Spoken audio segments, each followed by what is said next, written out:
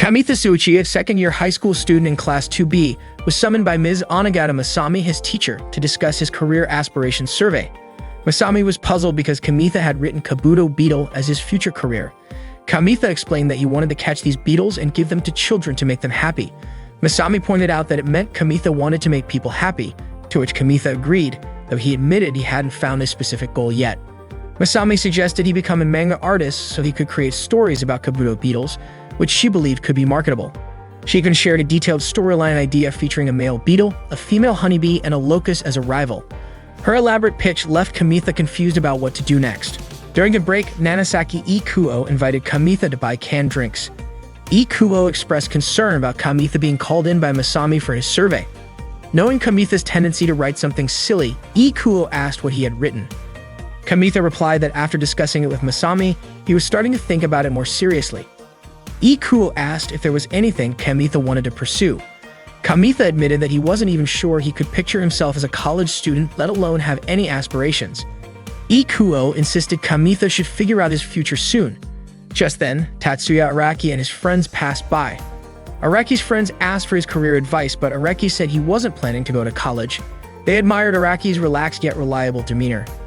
Kamitha found himself wishing he could be like Araki, who seemed carefree and fully immersed in gaming.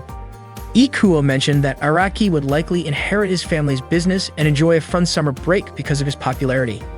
Ikuo urged Kamitha to focus on studying for the upcoming final exams, offering to study together in the library after school, especially since Ikuo knew Kamitha struggled with classical literature.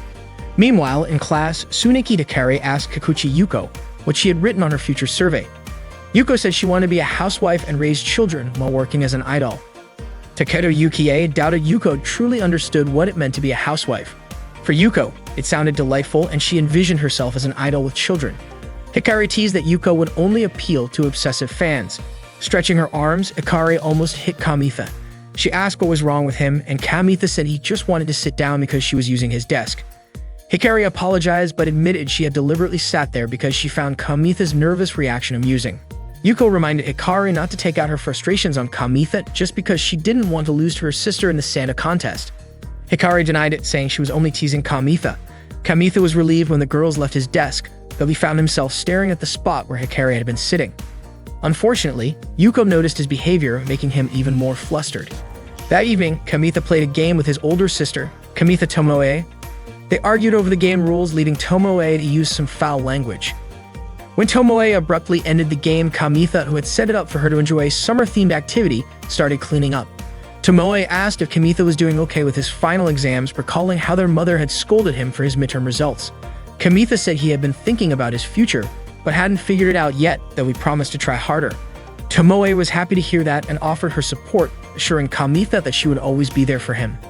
The next day during lunch break at the school cafeteria, Kamitha couldn't find a seat because the cafeteria was overcrowded. Suddenly, Hikari, sitting in the VIP section, waved at him and invited him to join her. Hikari asked if Kamitha had aspirations of becoming a manga artist. Confused, Kamitha asked who told her that. Yuko chimed in, saying it was Ms. Masami who praised Kamitha and said he'd make a great manga artist. Hikari then asked if it was true. Kamitha explained that Masami was just speculating since he had never drawn manga before. They offered Kamitha a seat and he felt relieved. At first, he thought they were going to tease him. Hikari suggested he use the pen name Emerald Sensei. Puzzled, Kamitha asked why that name. Hikari said it was because he had immorally stared at the desk she had been sitting on for far too long. Embarrassed, Kamitha realized Hikari had noticed. Yukie joked that Kamitha might become famous if he drew adult manga, and Yuko excitedly said she couldn't wait to get an autograph from the next big adult manga artist. Kamitha, flustered, told them not to decide his future for him, especially since he was still asking Ikuo for help to pass his classical literature exams. They teased him further, joking that he and Ikuo might be a couple because they were always together, even sharing drinks from the vending machine. Kamitha denied it vehemently, insisting he was neither homo nor immoral, but they just laughed and remained unconvinced. Later in the library, Kamitha and Ikuo were studying together when Hikari approached them, asking if Ikuo could also help her with classical literature. She admitted she was struggling with the subject and added that failing any subject during the finals would mean she couldn't join her family's summer vacation. She begged Ikuo, offering to buy him 3 cans of Panda Cocoa. Ikuo hesitated, saying it was hard to teach someone without knowing their current level. Hikari suggested that he give her a quiz to figure it out. Kamitha tried to signal Ikuo to refuse, but a sharp glare from Hikari made him nervous, and he reluctantly said he didn't mind. Ikuo finally agreed, and they ended up studying together.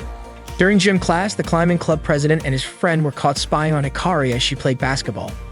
Ruse, the student council president, caught them and chased them away. Watching the scene, Kamitha remarked to Ikuo that the climbing club president seemed to have a huge crush on Hikari. Ikuo then asked Kamitha if he liked Hikari as well. Flustered, Kamitha denied it, saying Hikari was the one always teasing him. Ikuo commented that it was better to be teased than disliked because if Hikari ever hated Kamitha, every girl in the class would turn against him. Unlike Kamitha and Ikuo, Hikari was quite popular. Ikuo mentioned he once saw Hikari eating ramen with her sister when they spotted her walking with a bearded man who seemed too young to be her father. Ikuo's sister was convinced they were dating. Kamitha speculated that Hikari might have a thing for older men.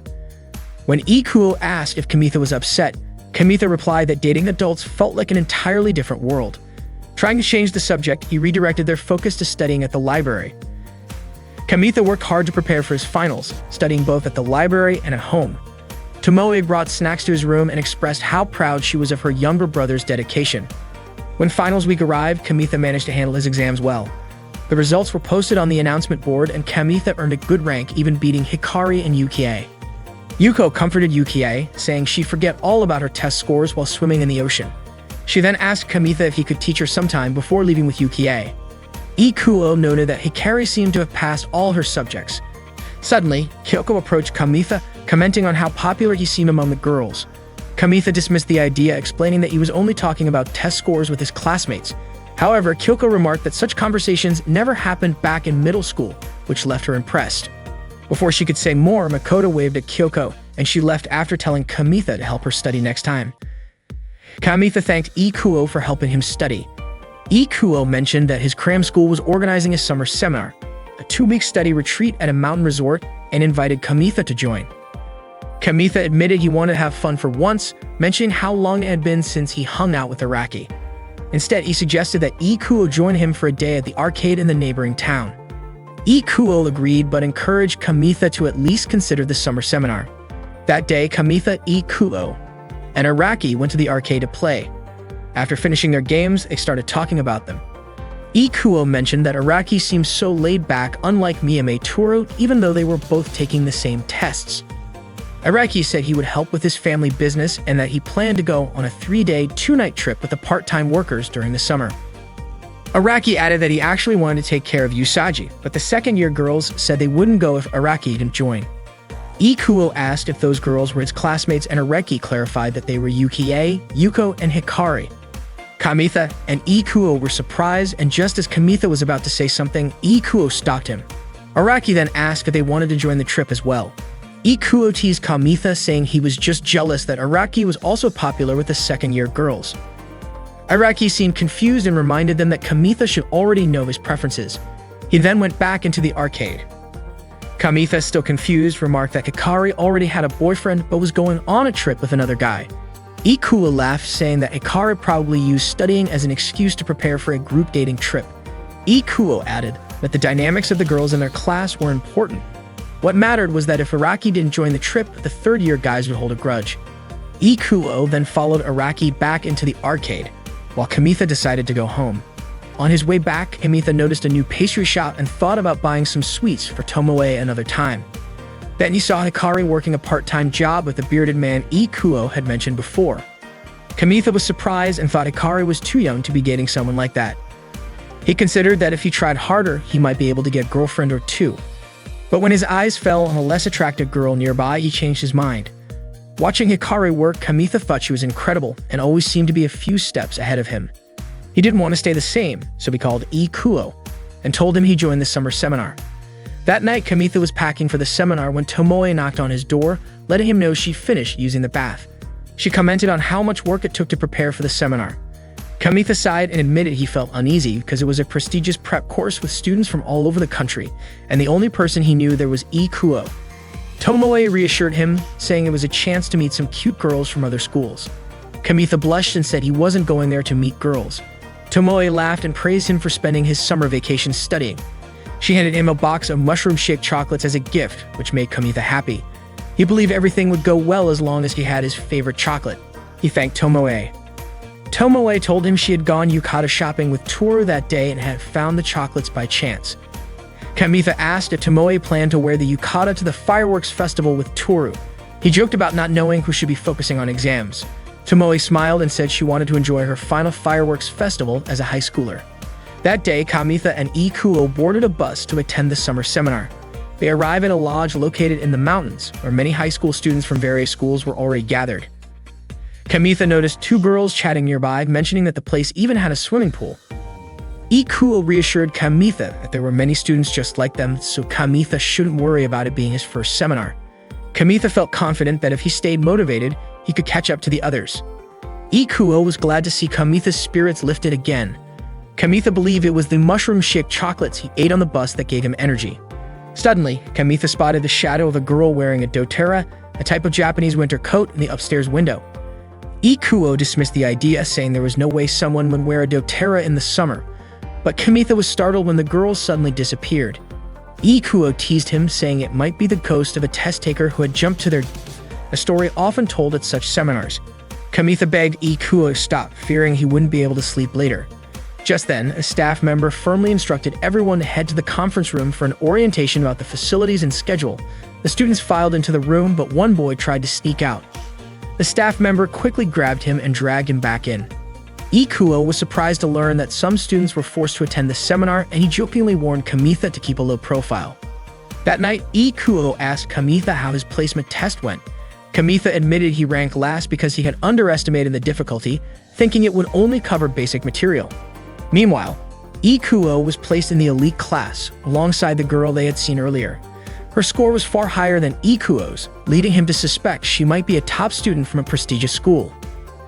Kamitha felt naive for thinking he was ready for the seminar. Ikuo encouraged him to rest up for the next day. As Kamitha lay on his futon, he regretted coming to the seminar. He imagined what it would have been like to go to the beach with Hikari instead. In his daydream, Hikari fed him grilled kalbi, and the thought made him blush. Shaking off the fantasy, Kamitha refocused on his goal of improving himself during the seminar. Determined, Kamitha opened the window and declared to the night sky that he would complete the summer seminar no matter what. Suddenly, a beetle crawled into the room, and before Kamitha could react, a girl's hand appeared at the window, startling him. He immediately thought of the ghost story about the test taker. The girl crawled through the window and into Kamitha's room. She was shivering and seemed to need help. Panicked, Kamitha let out a hysterical scream.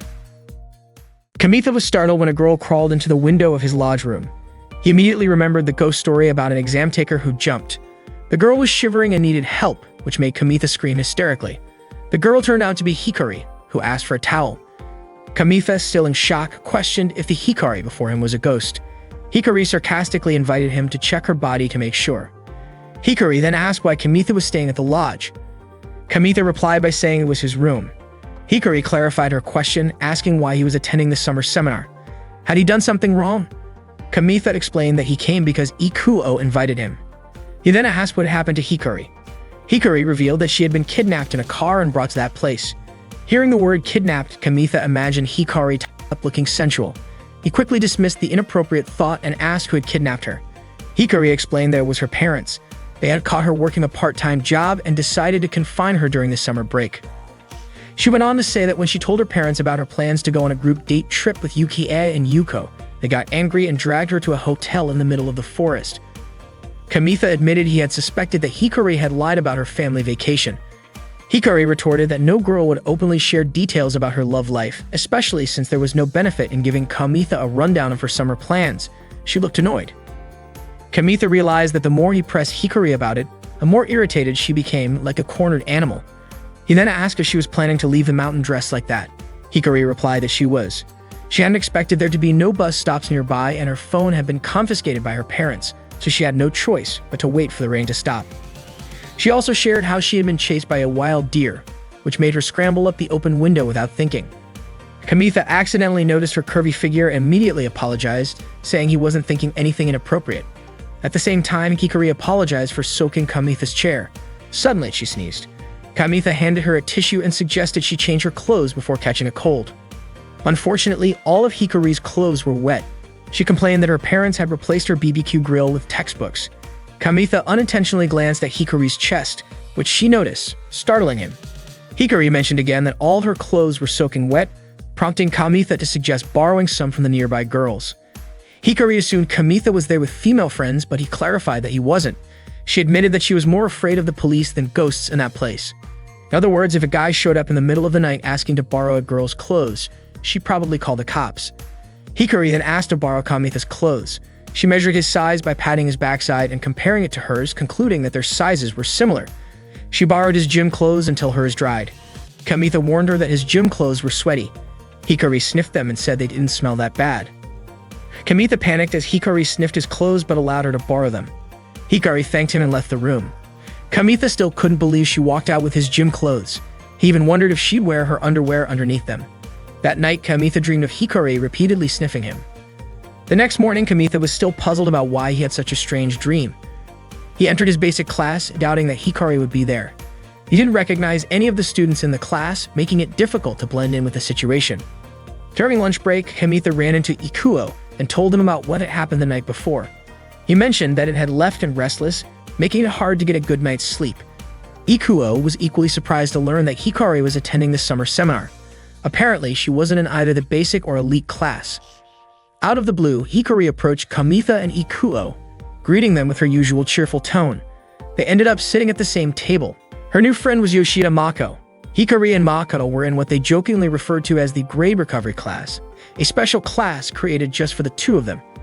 It turned out they were both labeled as troublemakers and had been imprisoned during the last test. Hikari was grateful for Moko's company, saying that if Mako weren't there, she would have been stuck alone with a creepy older man carrying a bamboo sword.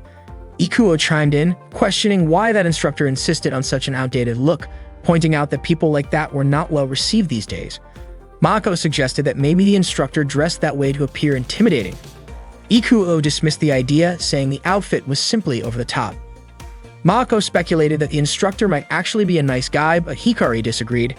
To her, the instructor was infuriating because he had punished her by making her clean the women's restroom after she escaped from the hotel. Hikari then turned to Kamitha and asked if she could borrow his gym clothes until she was done cleaning the toilets. That's when Mako realized that the oversized clothes Hikari was wearing belonged to Kamitha. Kamitha was taken aback to learn that Hikari was wearing his clothes for such a task, but he said he didn't mind as long as they didn't get too dirty. Ikuo teased Kamitha, wondering why he seemed happy about it. Mako reassured Kamitha that even if the clothes got dirty, he could just use the coin laundry service to wash them. Hikari was surprised to hear about this service and said she'd be ready to escape the place as soon as her clothes were dry. Hikari then extended her hand to Kamitha and gave him some candy. Noticing that he looked sleepy, she told him it would help him stay awake, especially since the lessons after lunch could make anyone drowsy. Kamitha thanked her, admitting that he was still frustrated by his poor placement test results. Despite that, he resolved to do his best for the rest of the seminar, though he doubted he'd have casual conversations with Hikari like this again when the second semester started. After the break, they all returned to their respective classes. Hikari and Mako spent their lesson with the strict instructor. Later, Hikari began cleaning the women's restroom. The instructor warned her that if she tried escaping from the hotel again, her punishment would escalate. He even threatened her with something ridiculous, like being forced to eat a cleaning rag. Exhausted, Hikari lamented how dull the seminar was turning out to be. Mako suggested they take a bath to relax. While chatting, Hikari asked Mako to teach her how to use the laundry machine since she had never done her own laundry before. Her mom had always taken care of it. Hikari was thrilled when she finally learned how to wash her clothes. She thanked Mako, saying she felt like her appeal as a woman had increased because of this newfound skill. Mako confessed that she also dreamed of one day doing laundry for her boyfriend. She casually mentioned that some of the other students were gossiping about Hikari, saying she must be dating Kamitha because she had been seen wearing his gym clothes. Hikari laughed, finding the rumors amusing. She teased that Kamitha had looked a little too eager when he saw her in his gym clothes. She added that she hoped the scent of her body would disappear from the clothes soon. Joking further, she called Kamitha's tastes strange, saying he probably imagined her face in some perverted scenarios. Shiken described him as being brutal. Meanwhile, Kamitha was standing in front of a vending machine about to buy a coffee milk drink. Suddenly, he overheard two girls, Hirama and Marubushi, talking nearby. Tuka was gossiping, calling the girl wearing the high school gym clothes a slut, which meant they were talking about Hikari. They were annoyed by how Hikari was being all lovey-dovey with her boyfriend during lunch. They were sick of seeing her flaunt her affection like that, and they thought she was just showing off her mixed school background in front of students from an all-girls school like them. They suspected that it was all a strategy by Hikari to distract them. Miu was already irritated with Hikari because the night before she had seen Hikari leave her boyfriend's room and even the corridor was wet from her footprints. Miu felt like Hikari was showing off as if she had done something inappropriate in her boyfriend's room. Tuka had even overheard Hikari's boyfriend telling her to put it all in, and the window was still open. Kamitha suddenly yelled out, surprising them all. He shouted that he and Hikari had never done anything inappropriate. Kamitha tried to explain what had really happened with Hikari the night before, but they didn't get it. Miu even accused Kamitha of being inappropriate with a vending machine. Kamitha clarified that he had only lent Hikari his gym clothes because she didn't have any spare clothes. Just then, Hikari appeared, calling out to Kamitha casually and handing him back his gym clothes, still warm from being on her. Mako joked that Hikari had washed the clothes for the first time just for Kamitha and asked Kamitha to praise her. Hikari continued acting like they were a couple, and Kamitha was confused by her sudden change in attitude. He suspected that something must have happened when Hikari was cleaning the restroom. Hikari's words only made Miu more convinced that she and Kamitha had been up to something inappropriate. Miu even told Tuka that they shouldn't let Hikari get away with this. Kamitha insisted that it wasn't true and that Hikari was only washing the clothes she had borrowed from him. Miu and Tuka left, but Kamitha reminded them about their drinks that they had left behind, to which Miu thanked him. Kamitha was still puzzled about Hikari's changing behavior, but Hikari reassured him, saying she was fine. She even asked if Kamitha had been doing something inappropriate with the vending machine. Kamitha denied it, saying that he was just clearing up the misunderstanding with Miu and Tuka. Hearing other students approaching, Hikari quickly pulled Kamitha inside to keep them from being seen. She returned Kamitha's gym clothes and thanked him. The clothes still felt warm, like they had just come off her body. Kamitha thanked Hikari for washing them. He then asked why they had to hide inside.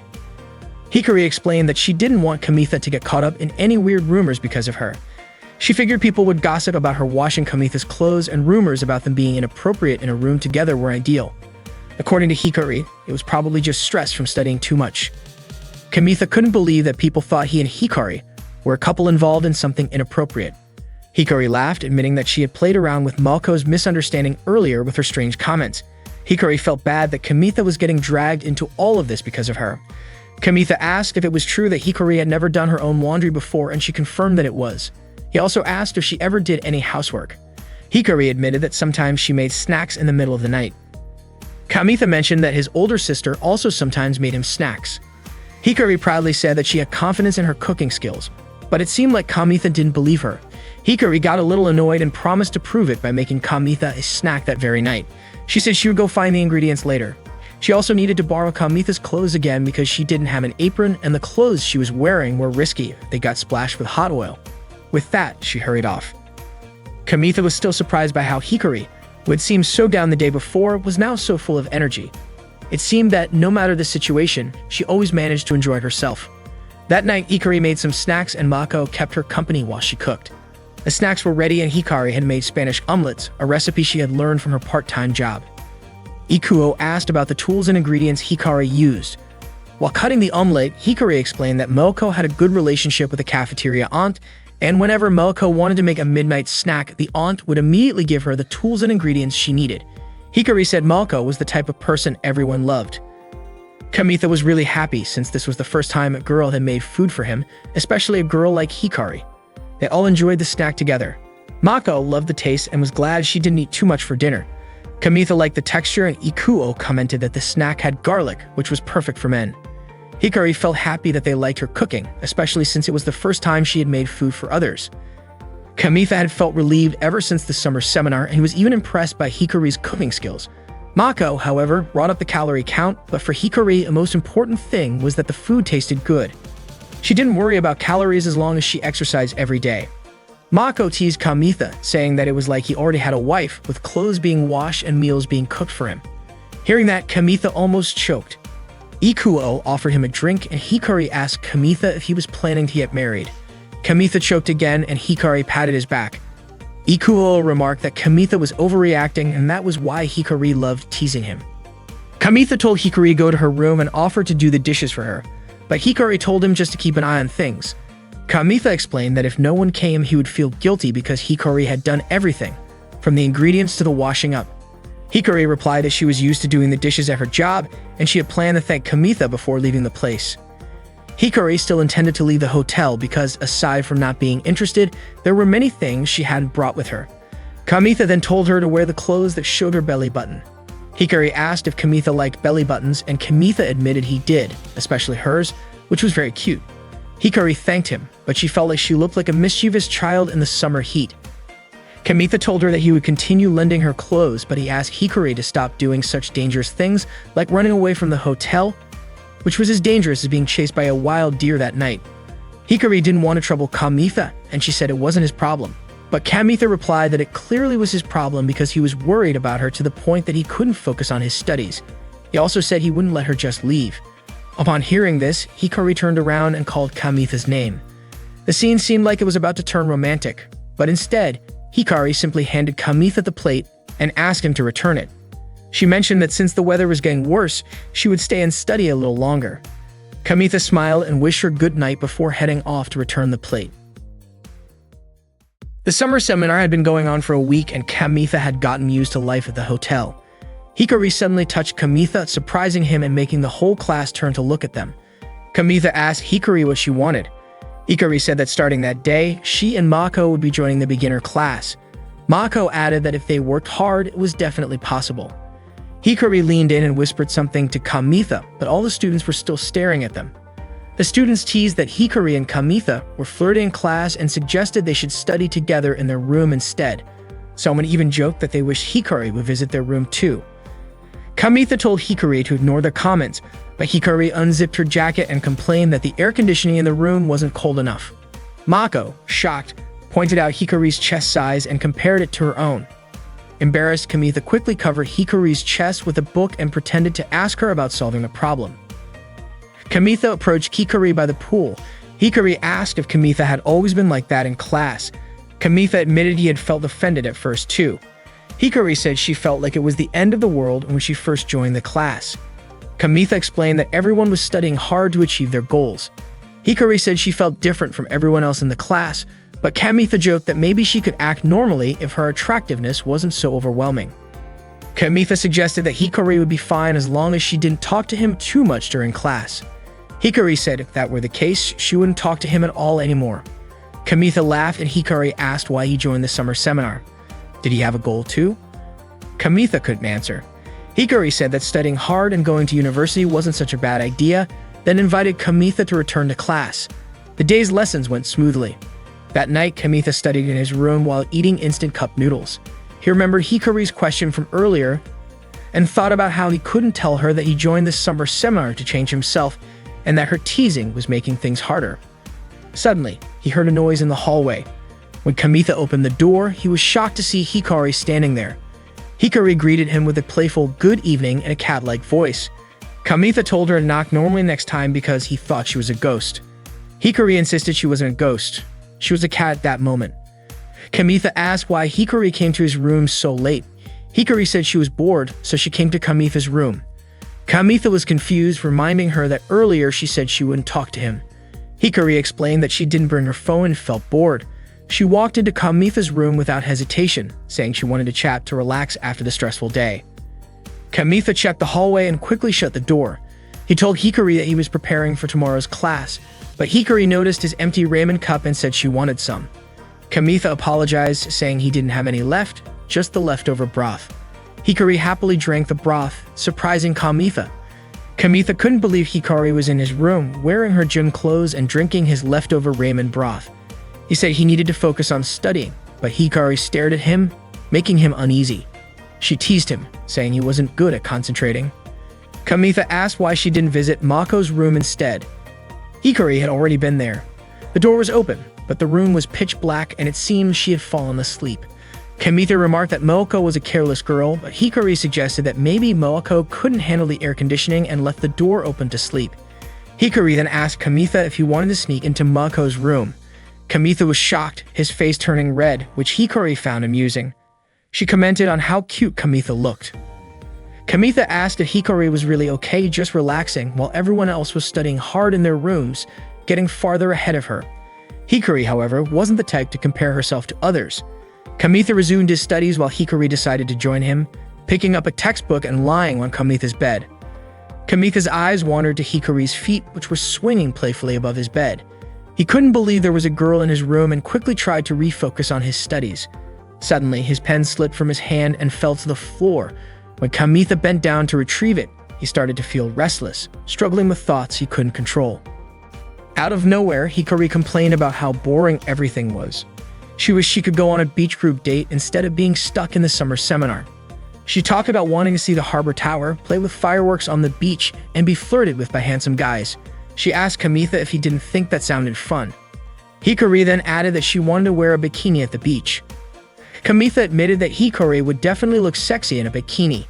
Hikari teased him, asking if he wanted to see her in one. Kamitha, flustered, said he couldn't wait to see it. Hikari leaned in, playfully asking if he really wanted to see her in a bikini. Kamitha stammered, pointing out that she didn't even bring a swimsuit like that with her. That night, they went to the boys' bathing area. By then, it was past 9 p.m., and all the students had already left since that was the curfew for bathing. Hikari wore a bikini, while Kamitha wore Hikari's pareo. Hikari burst out laughing at the sight, saying it suited him. Kamitha told her to stop laughing since she was the one who forced him to wear it. Hikari mischievously tugged at the pareo, asking for it back. Kamitha quickly stopped her, reminding her she was the one who lent it to him in exchange for his gym clothes. Kamitha then asked why they had to go to the boys' bathing area. Hikari playfully suggested they could go to the girls' bathing area instead. Kamitha clarified that wasn't what he meant. He just didn't understand why she needed to show off her bikini in the bath area instead of just staying in his room. Hikari complained about mosquitoes in his room and said she didn't want to be cramped in a tiny bathroom with him. Hikari then asked Kamitha what he thought of her bikini. Kamitha admitted that it was tempting his willpower. Hikari told him to say it louder, and Kamitha obliged, repeating his comment louder. Hikari thanked Kamitha, saying she really wanted to be complimented by a guy on her new bikini. Apparently, her parents had mistaken it for underwear, which was why it ended up in her bag in the first place. Hikari invited Kamitha to get into the bath. She said it made her nervous knowing there were guys bathing there, even though Kamitha was with her. She laughed, saying the last time she went to the men's bath was back in grade school. She then asked Kamitha when the last time was that he went into the women's bath. Kamitha replied that it was also in grade school and asked her to change the subject. Hikari then asked if it felt weird to be in a hot spring wearing swimsuits. Kamitha admitted that it did feel a bit strange. He realized that soaking in warm water while fully clothed was indeed odd. Hikari joked that it felt like wetting your pants as a kid. Kamitha couldn't help but imagine it, and he quickly turned away. Hikari asked why Kamitha suddenly distanced himself, saying she was only joking. Kamitha felt lightheaded from all the strange things Hikari was saying. Suddenly, they heard the sound of a door opening. They panicked, realizing someone was coming into the bath. Kamitha was at a loss for what to do, but Hikari told him to handle it while she held her breath and dove underwater. It turned out to be the instructor who came in to soak in the bath. She asked Kamitha what he was doing in the bath so late. Kamitha greeted her nervously. The instructor reminded him that it was past the students' bath time. Kamitha, thinking fast, said he wanted to have a chat with her while they bathed together. The instructor frowned and reminded him that such interactions were against the rules. She told him to leave and return to his room. Kamitha was worried the instructor would suspect something if she saw him leaving the bath wearing Hikari's pareo. He stepped out anyway, but not before trying to think of a way to keep Hikari hidden. The instructor was shocked when she saw Kamitha wearing the pareo. She called it inappropriate, particularly since something appeared to bulge beneath it. Embarrassed, Kamitha offered to scrub the instructor's back for her. The instructor, startled, quickly made up an excuse, saying she needed to finish grading exams and that she hadn't sweat much that day. She left the bath, and Kamitha finally breathed a sigh of relief. Hikari surfaced to catch her breath, asking where the instructor had gone. Kamitha told her she had already left. Hikari asked how Kamitha had managed to get rid of her, and Kamitha replied that he wasn't sure why the instructor left. Hikari teased him, calling him an amazing guy for handling the situation so well. Suddenly, Hikari fainted, and Kamitha rushed to help her. That night, Kamitha walked Hikari back to her room. Hikari asked why he was escorting her when she only felt a little dizzy in the bath. Kamitha explained that it was the first time he'd seen someone faint in front of him, and he couldn't help but worry. Hikari teased Kamitha, asking why he would dress someone who fainted. Kamitha denied it, saying she had dressed herself. Hikari laughed, asking if Kamitha wanted to see her room. She invited him in and turned on the light, but she immediately blushed upon realizing her underwear was hanging in plain view. She quickly turned off the light, flustered. Kamitha said he wanted to go back to his room, but Hikari stopped him. Kamitha assured her he hadn't seen or smelled anything. Hikari then suggested they go outside to get some fresh air. They went near the swimming pool, and Hikari asked if she had overdone it that day. Bathing with Kamitha had made her nervous. Kamitha replied that he always felt nervous no matter where he was. Suddenly, they saw a deer. Hikari was scared it might chase her again, but fortunately, there was a fence so the deer couldn't get close. Kamitha threw a small ball at it and the deer ran away. He explained that deer are nocturnal animals and probably came there to look for food. He then teased Hikari, comparing her to the deer since she also loved midnight snacks. Hikari got annoyed and said it wasn't fair to compare her to a deer. Kamitha quickly apologized. She smiled and remarked that she had learned a lot about him during the summer seminar, but he still didn't seem to understand her. Kamitha then asked if it was easy for girls to lie, referring to how Hikari had wanted to attend a group date, but had said it was a family trip instead.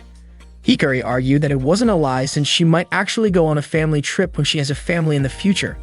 Kamitha admitted he didn't get how her mind worked, adding that girls in love were truly unbeatable. Hikari, in turn, teased Kamitha for being too simple-minded, saying that group date trips were more complicated than he thought. Kamitha asked if she liked Araki, who was quite popular. Hikari playfully accused Kamitha of being jealous of Araki. Kamitha denied it, saying that anything about Araki was confidential. Kamitha then asked if the chef at her part-time job was her boyfriend. Hikari was surprised and asked when Kamitha had gone to her workplace. She suspected him of revealing her secret job. Kamitha denied this, saying he had no idea what she was talking about. Hikari explained that the school had informed her parents after someone reported her to the disciplinary committee. She admitted it was her fault for working secretly.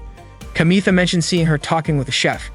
Hikari clarified that the person Kamitha was referring to was the shop owner, who was not her boyfriend and was in fact married. Hikari then suggested they go back since the weather was getting cold. The summer seminar eventually came to an end. Kamitha and Ikuo boarded the bus together. Ikuo reflected on how lost he had felt when they first arrived at the seminar, and now as they were leaving, he felt sad. A lot had happened to Kamitha, especially that night he had talked with Hikari. Since then, however, Hikari hadn't spoken to him again, and Kamitha suspected she might be wary of him. Ikuo regretted not saying goodbye to Mako. Kamitha noticed Mako at a window on the upper floor, but he reassured himself that Mako wasn't a ghost. It turned out Mako had overslept and was being scolded by the instructor. Mako explained that she had rushed to wake up early to see the bus off, but the instructor called her a failure. Mako protested, saying she had even worn long clothes to avoid catching a cold during exams. The instructor lectured her about the dangers of the night wind and also scolded her for always sleeping with her door open. The instructor threatened Mako with more trouble if she failed her exams again. Frustrated, Mako reminded the instructor of her own embarrassing moment last year when Mako had kindly brought her a kendo sword and sunglasses. The instructor apologized, saying there were many strange and scary high school students. She then mentioned a close call in the bathhouse where she was almost ambushed. That evening, Hikari visited her workplace to meet the shop owner. She had quit her part-time job after her parents found out about it. The shop owner assured her that her parents must have had their reasons and encouraged her to talk things through with them.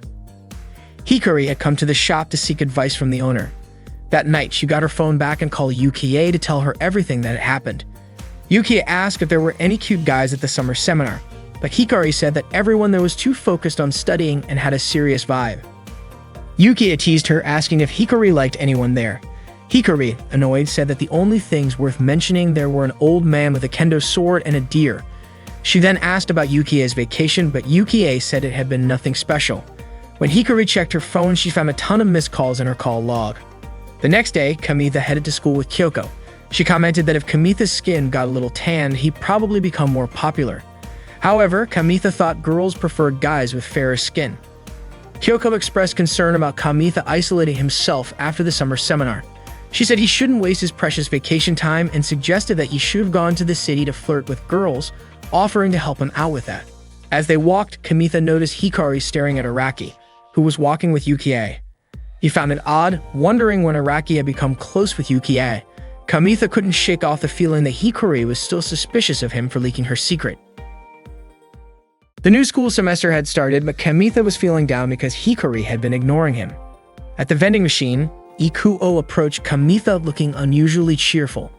Curious, Kamitha asked what happened to make Ikuo so happy. Ikuo shared that he had finally reconnected with an old friend after a long time. Kamitha rarely saw Ikuo in such high spirits. Ikuo then asked if there was a girl Kamitha liked. The question caught Kamitha off guard and he quickly denied having any crushes. Unconvinced, Ikuo kept teasing him, but Kamitha maintained his denial. Ikuo remarked that having someone to like would make life feel more beautiful, leaving Kamitha wondering why Ikuo had suddenly become so upbeat. Meanwhile, Hikari, Yukie, and Yuko were chatting that morning. Yukie bragged about how she had invited Araki to walk to school together so they could spend some time alone. She proudly shared that she'd been getting cozy with Araki, although she hadn't confessed her feelings to him yet. Kamitha saw the three of them talking, and he overheard Hikari saying that if she had a boyfriend, she would also act lovey-dovey with him. Hearing this, Kamitha couldn't help but imagine Hikari acting cute as his girlfriend. Later, Kamitha found a note from Hikari asking him to meet her behind the school. Curious, he went to the designated spot where Hikari approached him. Kamitha asked why she wanted to meet him there. Hikari explained that she wanted to return his gym uniform. She also asked Kamitha to keep their time together at the summer seminar a secret because she didn't want Yuki finding out they had spent time together. Kamitha, however, suspected her motives. He asked if Hikari was worried that Yukie might try to steal Araki from her if the rumor spread. Hikari denied it, but Kamitha wasn't convinced. If that wasn't the case, why didn't she just return the uniform in class? He also questioned her change in behavior after their conversation at the hotel pool. Hikari admitted she had her reasons, but Kamitha pressed further, asking if she was embarrassed about being seen with him. Hikari explained that when Yukie called her, she had asked if Hikari had met any nice guys. Yukie's intuition was sharp, so Hikari panicked and lied, saying she had only encountered a deer. Kamitha couldn't understand Hikari's behavior since she was usually so straightforward. Frustrated, Hikari grabbed the gym uniform back, but Kamitha refused to take it unless she gave him a proper explanation. Suddenly, Makoto appeared and apologized for interrupting them, jokingly asking if they were in the middle of a breakup. Both Kamitha and Hikari immediately denied it in unison. Kamitha recognized Makoto as one of Kyoko's friends and a member of the disciplinary committee. She explained that she was patrolling the area because couples had been caught engaging in inappropriate behavior around the school. Hikari clarified that Makoto had misunderstood. She and Kamitha were not dating. Makoto explained that she had suspected otherwise because the back of the school and the pump house were popular spots for couples to hang out. She also noted that summer seemed to make students more adventurous, and the disciplinary committee had been busy since the start of the semester. Makoto went on to share that she had recently caught a couple in the rabbit shed. The situation was so extreme that she fled without even reprimanding them. Hikari, curious, asked what exactly the couple had been doing. Makoto hesitantly admitted that they were using carrots and celery inappropriately.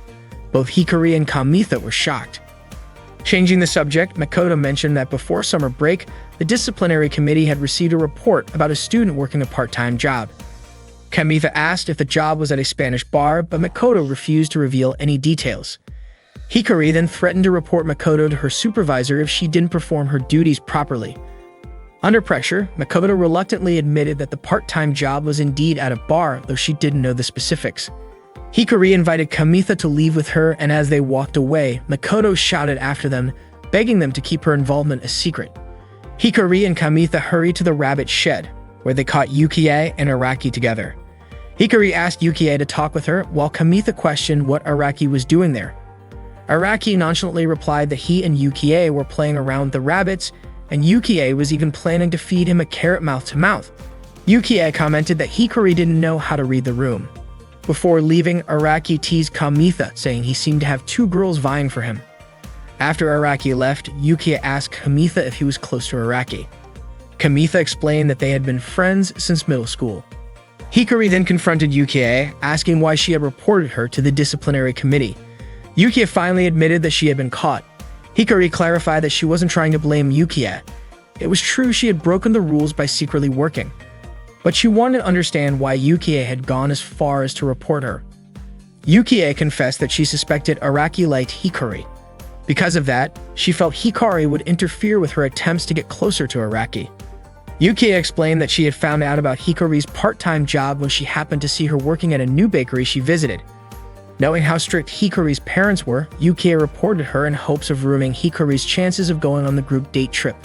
Yukida even admitted that she struggled to hold back her laughter when Hikari had called her, saying her parents had kidnapped her and taken her to the remote mountains. Hikari had intended to help Yukie, but now Yukie asked if Hikari thought she had cheated. Hikari responded that Yukie wasn't cheating. She had simply done what she needed to do to pursue the person she liked. Hikari admitted that she hadn't expected love to make someone so unstoppable. She encouraged Yukie to go for what she wanted because being bold for love often leads to victory. Yukie smiled and Hikari thanked her for being honest. With that, Hikari ended their conversation. Kamitha was surprised at how easily Hikari resolved the matter. She explained that it didn't matter anymore because Araki had already been taken. Yukie then asked why Kamitha was with Hikari in the first place. Hikari explained that she initially suspected Kamitha of reporting her to the disciplinary committee, but she also wanted Kamitha to know the truth. Yukie apologized to Kamitha, joking that being suspected by Hikari must have been terrifying. Kamitha reassured her, saying that if Araki found a human girlfriend, he would always support him. Hikari agreed. Later, Hikari invited Kamitha to the bakery where she worked part-time. She made him a snack as an apology for suspecting him earlier. Kamitha loved the food. It was something he had never tried before. Hikari felt fortunate to have the chance to apologize now because she realized it was getting harder to talk to Kamitha as time went on. Kamitha asked when Hikari had started suspecting Yukie. Hikari revealed that Yukie was the only one who hadn't called her after she canceled her plans on the day of the event. Plus, Yukie's sharp intuition would have made her realize that Hikari and Kamitha had spent time together during the summer seminar. That's why Hikari had been acting distant toward Kamitha. Kamitha shrugged, saying he wouldn't have cared even if people found out or started gossiping. He suddenly remembered the hiking club leader who had a massive crush on Hikari and silently felt relieved that no one knew about his closeness to her. Kamitha then asked why Hikari hadn't told him about her suspicions earlier. Hikari explained that she hadn't been able to say anything without solid evidence until they caught Yukie and Araki at the rabbit shed. Kamitha wondered aloud if Hikari had intentionally dragged him into the situation. Hikari got emotional, saying she felt like her childhood friend had grown up by going to the beach and maturing, while she was the only one left behind. Finally, Hikari handed Kamitha back his gym uniform, bringing closure to everything that had happened during the summer seminar. Kamitha smiled and suggested they go to the beach together right then because they could grow up too.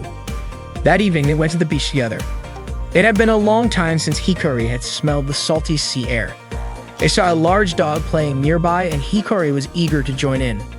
She loved animals, but her parents didn't share the sentiment. Kamitha suggested they play catch with a small ball he had brought, the same one he used to scare off the deer that night. After their conversation at the pool, Kamitha had gone back there several times, hoping to run into Hikari again. The ball was something he'd picked up during one of those visits. Hikari apologized to him and then grabbed the ball, running off with it. She threw it in his direction, but the wind carried it into the water. Kamitha quickly waded in to retrieve it, but as he was heading back to shore, he suddenly stumbled and fell into the water. Hikari rushed to check if he was okay, but Kamitha simply said he wanted to keep playing catch. Hikari laughed. She reached out her hand to help him up, but a wave knocked them both back into the water, soaking their clothes completely. Kamitha apologized, saying it was his fault Hikari got drenched. As he looked at her, he accidentally noticed her wet shirt had turned translucent, clearly revealing her bra. Embarrassed, Hikari quickly covered her chest. Hikari suddenly remembered her recent fascination with bathing in her school uniform at the hotel spa. It was a strange habit, but she found it oddly comforting. Kamitha joked that wearing your own uniform for something like that wasn't exciting. Hikari teased him, saying that he should try wearing Tomoe's uniform on Friday night instead, just to see how immoral it would feel. When Kamitha realized she was joking, he said that Hikari was being inappropriate. She countered, saying he was the one being indecent. Then she tackled him, knocking him to the ground. Hikari looked at Kamitha and asked bluntly, "Doesn't this excite you?" She admitted that she was feeling a little excited herself. She mentioned how masculine Kamitha had seemed that day behind the school building. Kamitha, caught off guard, muttered that he couldn't really understand her because there was sand in his ear. Hikari leaned in, touched his ear, and made him open his mouth slightly. Before he realized it, she kissed him. There they were, kissing on the shore, with Kamitha feeling stunned. His ears and mouth felt as if they were sealed by her touch. As night fell, they stayed on the beach. Kamitha wanted to confess his feelings, but he felt nervous. Meanwhile, Hikari changed into Kamitha's gym clothes again. Kamitha finally worked up the courage to say what was on his mind, but before he could finish, Hikari stepped back toward the water. She confessed that this was her first time spending the night away from home and talked about how much she appreciated her parents. They were the ones who cleaned, did laundry, and cooked meals. Without them, she might not have been able to handle it all. Even though Hikari wasn't confident in her cooking skills, seeing Kamitha enjoy her food made her happy. It inspired her to learn how to cook better and become more self-assured. Hikari wanted to be an independent woman and decided to ask the bakery owner to refer her to a place where she could live and study cooking. Kamitha asked if she still planned to go to college. Hikari explained that it was because of him that she was able to decide her future path. However, the place she wanted to go was far away, meaning they wouldn't see each other much after graduation. She shared that instead of just being with someone who made her happy, she wanted to make others happy through her cooking. Hikari didn't want to do things halfway. For her, that was more important than dating. Kamitha reassured her, saying she could make friends anywhere and that he believed she would succeed. He suggested she could still learn to cook in Kibyo. Hikari laughed, saying he looked adorable, being so surprised by her decision. Kamitha felt a little sad, thinking that he wished he could be more mature and have everything figured out like her. Hikari admitted that finding a place willing to train a beginner while also paying her wasn't easy. Hikari asked Kamitha not to feel burdened, saying it was thanks to him that she had been able to decide what she wanted to do after graduating high school. Kamitha responded that they should remain friends. Hikari smiled at him, confident that Kamitha would understand. Kamitha thought about how they had grown closer, yet Hikari suddenly seemed to be pulling away. He remembered her saying that those who dared for love would win, but now she was acting distant. Kamitha couldn't understand how someone who spoke so boldly about love could be so practical when it came to real life. Hikari leaned in and kissed Kamitha on the cheek, promising to do her best. In that moment, for the first time, Kamitha thought he could truly hear his own heart.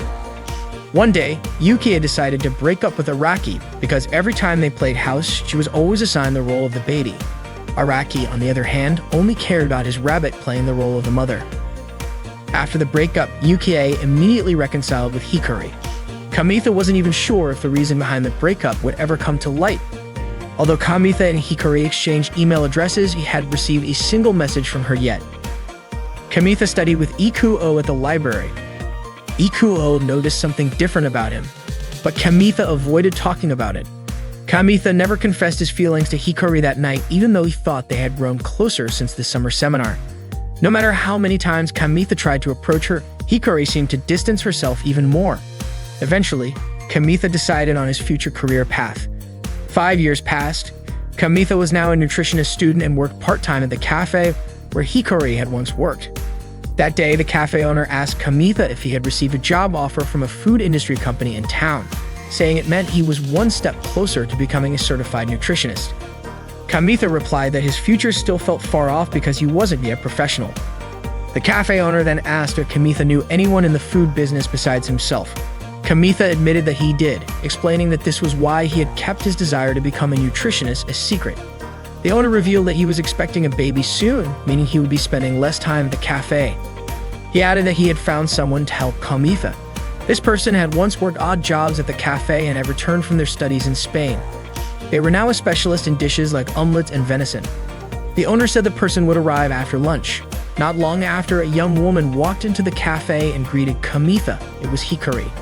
Hikari asked if Kamitha was the college student working part-time at the cafe. Kamitha nodded, confirming it. That day, Kamitha was playing the deer game with Ikuo and Araki. Kamitha won the game and got a pure deer claw item, which he showed to Ikuo and Araki. Araki then asked Kamitha to give the item to him, but Kamitha refused, saying that it was his deer that earned it. Suddenly, Miyame Toru overheard their conversation about the pure deer claw item. Toru greeted them and asked if Araki had been secretly raising a deer. Araki admitted to it, and Ikuo said that if Toru thought they were playing an erotic game, she was completely mistaken. Kamitha explained that the Deer Love game was a training game for animals of all ages. Toru then asked if there was any item that Kamitha wanted. Kamitha asked if Toru wanted the pure deer claw item. Toru introduced herself and said she wanted to trade her item for Kamitha's pure deer claw item. Kamitha was surprised by the size of Toru's deer, and Araki even called it a deer god. Kamitha was curious about how Toru raised her deer. Toru said she had been playing the game since its release and asked if they had only just started playing. Kamitha was surprised because they had also been playing since the game was first released, and he wondered how long one would need to play to have a deer that big. Kamitha then decided to give the pure deer claw item to Toru. Toru asked to see Kamitha's deer status before she would hand over her item, but the close proximity of Toru's face made Kamitha very nervous. Toru said Kamitha's deer was a night battle expert, and Kamitha responded that deer were nocturnal animals. Suddenly, Shiori's voice was heard calling Toru to the club room. Shiori arrived with Tomoe, and Tomoe was surprised to see Kamitha, Ikuo, and Araki. They greeted Mo, who mentioned how they always play the deer game at both home and school as if they were possessed. Toru immediately called Kamitha by his name and greeted him, saying it was nice to meet him. Kamitha was surprised because Toru knew his real name. Shiori quickly pulled Toru to check her size in the club room, even though Toru hadn't decided yet to become her model. Toru apologized to Kamitha, and Kamitha reassured her that it was fine because they could trade items the next time they met. Toru promised that she would give Kamitha an item as a gift next time, and Shiori continued to pull Toru along. That night, Kamitha was playing the deer game in his room and lost. It was tough playing at a high level, and he wondered if it would be easier with Toru's deer. Kamitha thought that Toru was a calm person, and he imagined that if only his older sister had the same personality, they wouldn't fight over the bathroom every morning. Kamitha then decided he wanted to raise a deer to match Toru's, so he could be as good a gamer as she was. The next day, Kamitha and his friends went to their usual spot to play games during their school break. Araki was surprised that Toru, who was considered an esteemed student, turned out to be a gamer. He had no idea. Ikuo asked Kamitha if he was sure about giving the item to Toru. Kamitha was confident, and he believed that as a reward, they could become friends with Toru and exchange information.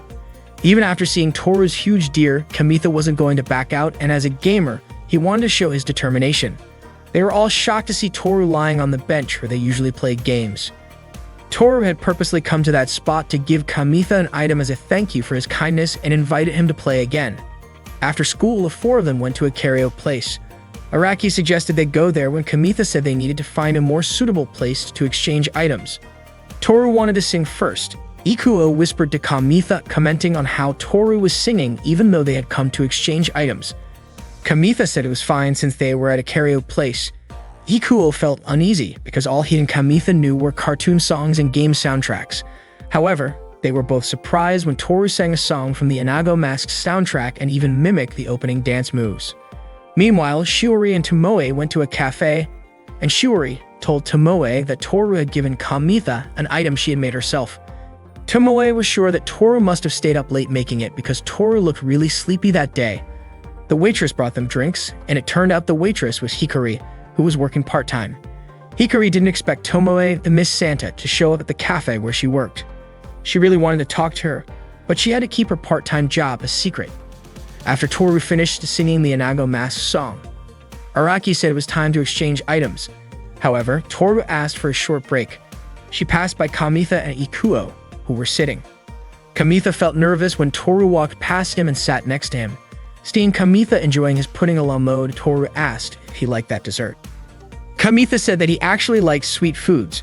Toru then asked if she could try some. Hearing that, both Kamitha and Ikuo were surprised.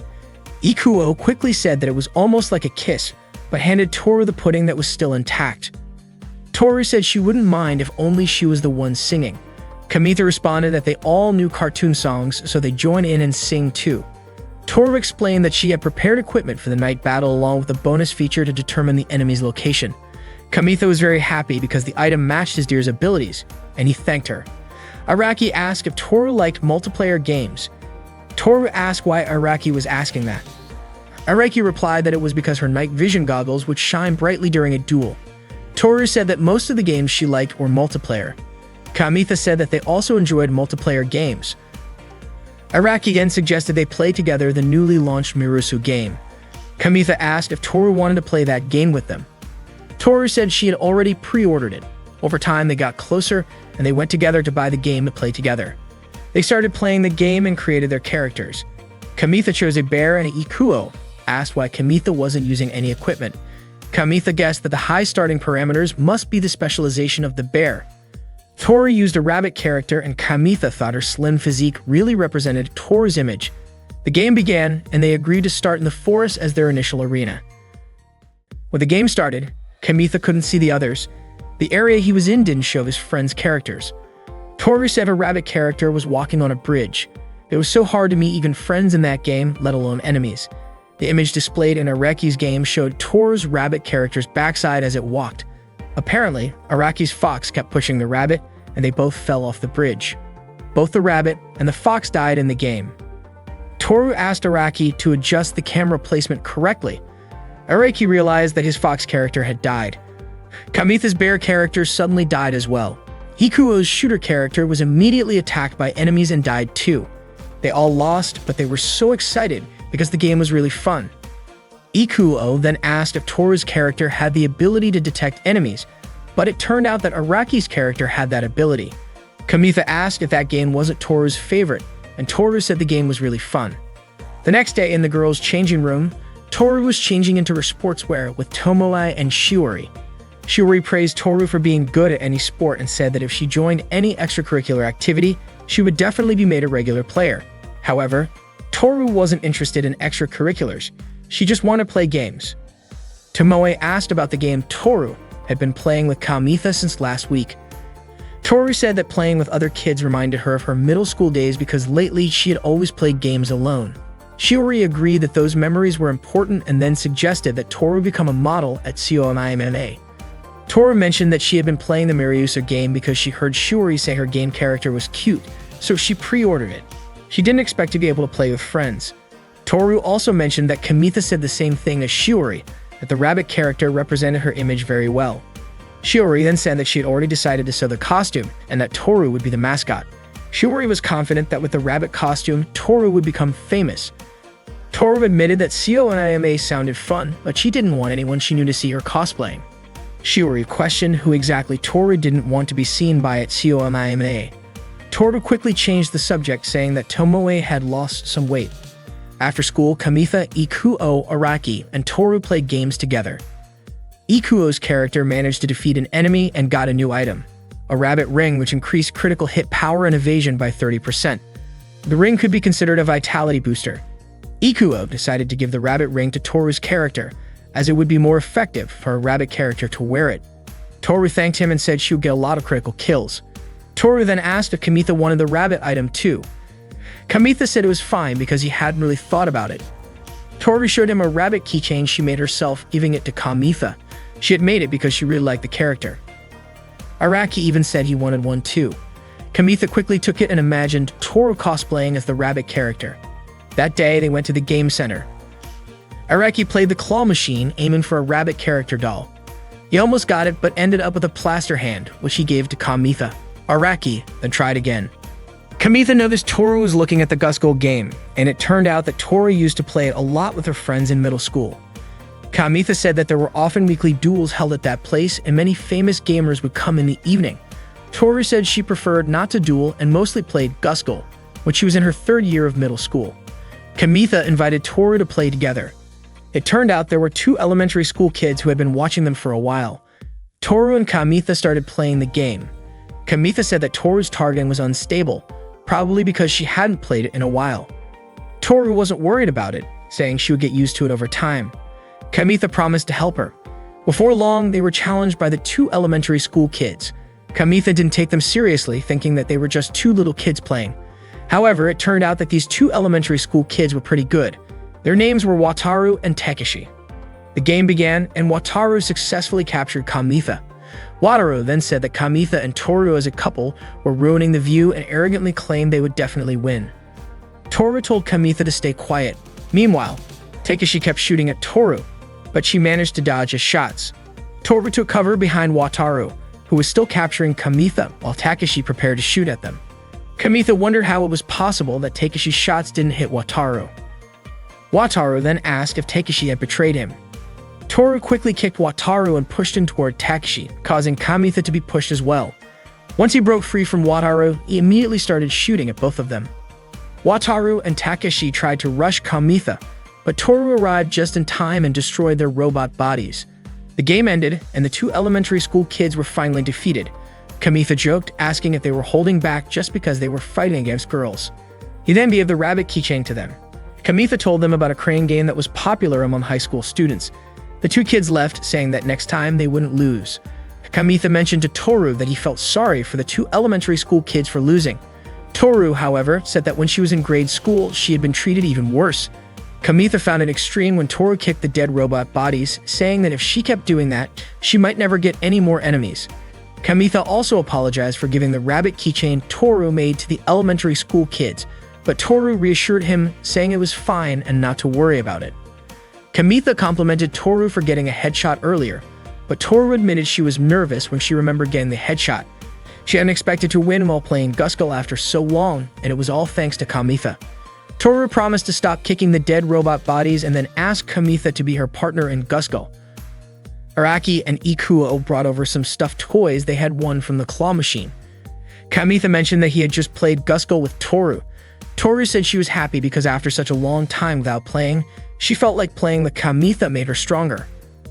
Araki said he was a solo Guskull player, and Ikuo admitted that he had stopped playing Guskull after grade school. Toru said that as long as Kamitha was her partner, she felt stronger. Kamitha agreed to be her partner in Guskull, and Toru thanked him. That night, Toru took a bath, still thinking about their Guskull game earlier. She reached for the Guskull robot that was nearby. Her older brother immediately yelled at her to hurry up and get out of the bathroom. Kamitha, Toru, Araki, and Ikuo were teaming up in the game Miryusa, working together to defeat their enemies.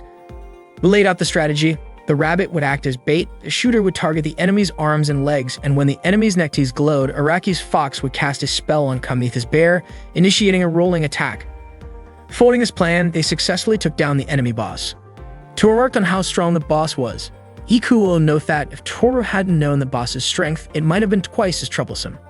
Toru meant that she had been able to monitor the boss thanks to the rabbit ring item that Ikuo had given her, which increased her evasion. Ikuo felt is spot on to have given it to Toru. That day to the physical education class, so she headed back to class first, with Araki thanking her as she left. Before departing, Guru invited Kamitha to play Guskull after school, and he agreed, saying he'd wait for her at the school gate later. Araki then asked Mida had been going to the game center so often lately. Kamitha explained that been playing Guskull every day to the point where his wallet was getting thin.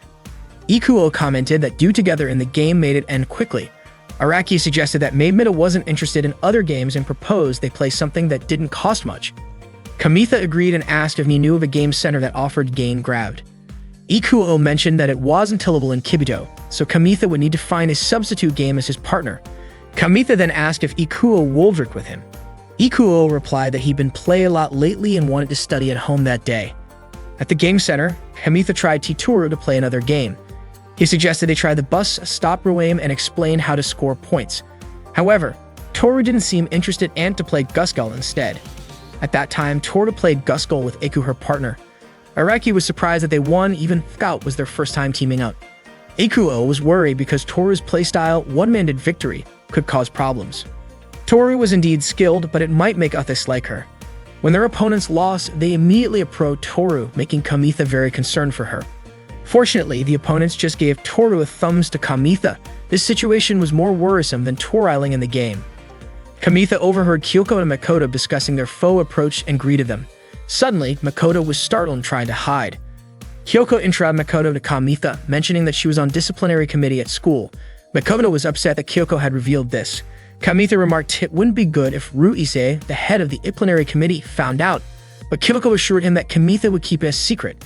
Makoto said it was fine. She was accompanying Kyoko because she was worried about delinquents, and protecting a student from incidents was part of the disciplinary committee's role. Toru then approached them and Kyoko greeted her. Kamitha asked if Toru lost her game.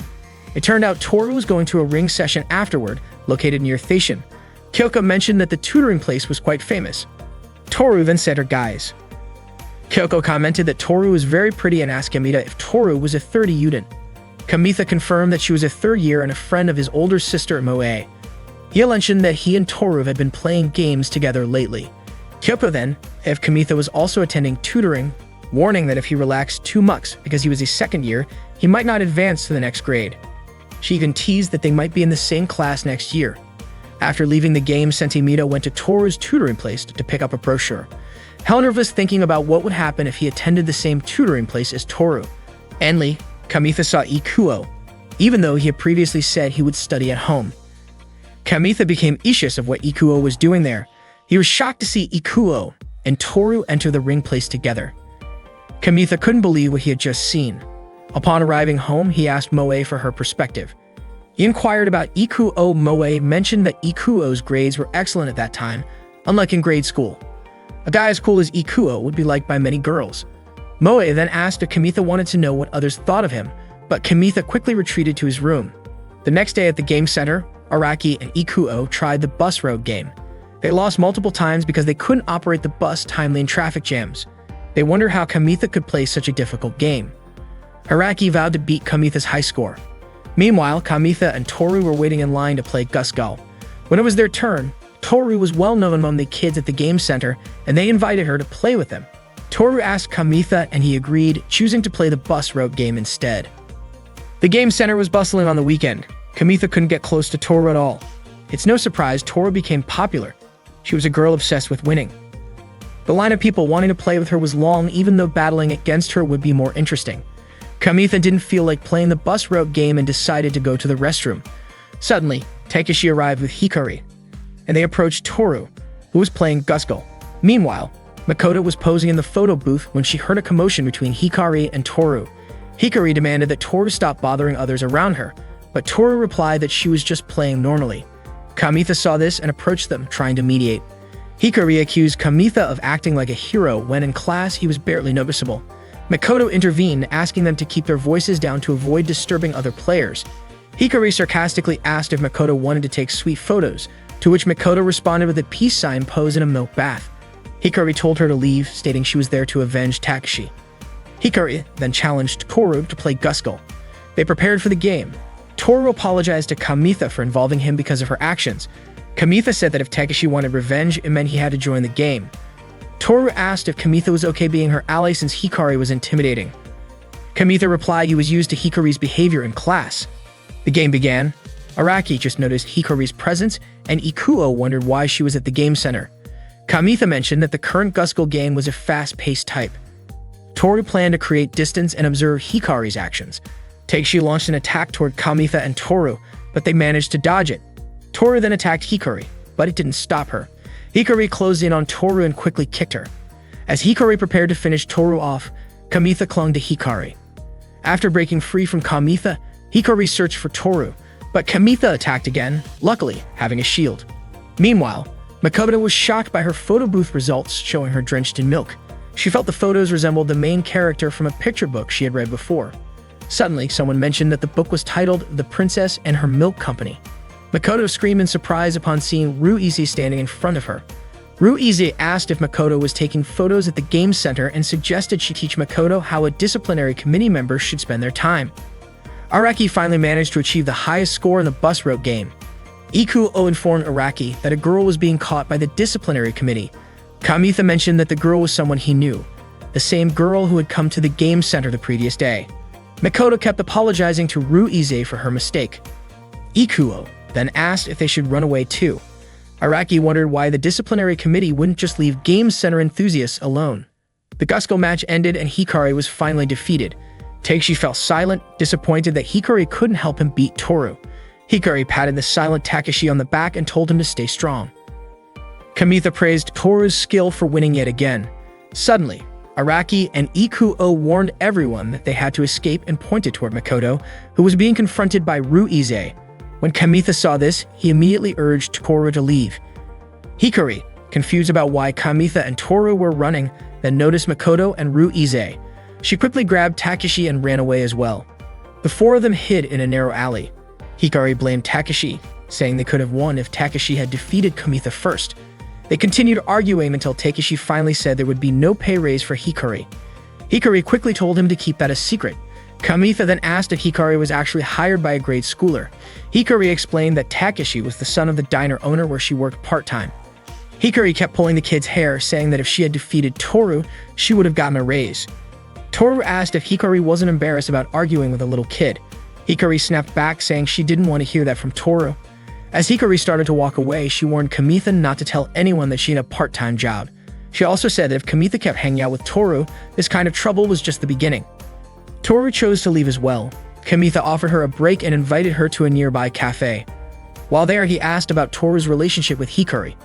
Toru explained that Hikari was her junior in middle school, and they used to play at the game center together. They were actually friends back then. Suddenly, Toru's deer game reminder went off and she asked if she could feed her deer first. Kamitha agreed and apologized for asking about things that weren't his business. Toru said that thanks to Kamitha, she had way more fun playing games now than she did in middle school. Kamitha commented that both the Miryusa game and the deer game were amazing, but Toru said it wasn't about the game itself. It was about who she played it with. Out of nowhere, Toru's game notified her that she could breed her deer with another player's deer to produce a cute offspring. Toru asked Kamitha if they should try breeding their deer together. Kamitha asked if Toru's deer was female since his was male. Toru showed him that her deer had no antlers. Kamitha immediately apologized, realizing he had assumed Toru's deer was male. Toru asked again if Kamitha wanted to go through with it, and Kamitha agreed. They proceeded with the breeding process in the game. During the process, Kamitha kept controlling his male deer to press strength, speed, and technique icons to hit the target. The success rate would determine the traits of the offspring. Toru noticed Kamitha's face turning red and asked if he was okay. It turned out Kamitha was feeling flustered about the idea of making offspring with Toru. Hearing Kamitha's ambiguous statement, Toru's face also turned red, and she told him to just do whatever he needed to do. The process finally finished, and they were surprised at how long it took. Suddenly, Toru asked for the cherry in Kamitha's glass. Kamitha was reminded of the time Toru had asked for his pudding during karaoke. He asked why she didn't just order a cream soda for herself. Toru replied that other people's orders always looked tastier. Kamitha admitted that he often thought the same thing but couldn't just ask like she did. As a trade for his cherry, Kamitha asked Toru to promise that she wouldn't ask for things from anyone other than him. Toru agreed, took the cherry, and smiled. That night, Toru went to buy a Guskull video game cassette. The next day, Araki and Ikuo were punished after being caught by the disciplinary committee at the game center. However, Araki didn't seem to mind. He was even enjoying himself, which only made Ruize furious. As a result, they were banned from going to the game center until the final exams were over. Araki was shocked that Ruize even called him a pervert. According to Ikuo, Ruize had sharp instincts, sharp enough to see right through Araki, who was in fact obsessed with fluffy animals. It turned out that the girl they had tried to save had also been caught by the disciplinary committee, making it difficult for them to come up with an excuse. In the end, they were accused of tricking Makoto into taking weird pictures. Kamitha was surprised by how strict the disciplinary committee had become. Araki explained that they had been that strict ever since they caught a pair of students fooling around in the pipe storage room 10 years ago. Ikuo also mentioned that Ruize had noticed them escaping the previous day, so now the disciplinary committee was keeping an eye on the game center. He suggested that they stay away from it for the time being. Araki then pointed out that Toru hadn't come to school that day and asked Kamitha if he knew why. Kamitha casually responded, "Maybe it's because we got married yesterday." Ikuo and Araki were stunned by his choice of words. Kamitha then clarified that Hikari was Toru's junior back in middle school. He also recalled Hikari saying that if he stuck around Toru, arguments were just the beginning. Araki admitted that ever since they met Toru, the way they played games had changed. Ikuo noted that Toru was incredibly skilled in Miryusa, but Kamitha argued that all of them had improved because of her. Ikuo pointed out that Toru leveled up so quickly that it was hard to keep up with her, and because of that, they didn't have time to study. Wasn't that also a problem for Kamitha? Kamitha admitted that he had even started cutting into his lunch money just to play Guskull. Araki realized that being friends with Toru had affected their pride, their grades, and even their finances. He even found himself longing for the simpler days of playing casual games with just the guys. Kamitha then asked what they really thought about Toru, but they didn't understand what he meant. Kamitha explained that he had seen Ikuo and Toru at a cram school near the station. Ikuo asked what was wrong with that, pointing out that he had also seen Araki going on a date with Toru near the station. Kamitha was shocked and demanded an explanation from Araki. Araki explained that he just wanted a keychain like the one Toru had given Kamitha, so he had asked her to find something similar for him. Araki was surprised by Kamitha's reaction, especially since Kamitha had previously called him a fluffy animal maniac. Ikuo laughed, unable to believe how flustered Kamitha was.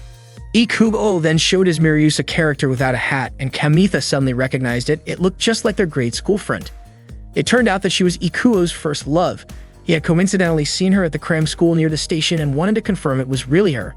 He hadn't expected Toru to be taking lessons there too, but after explaining his situation to her, he ended up enrolling in the class as well.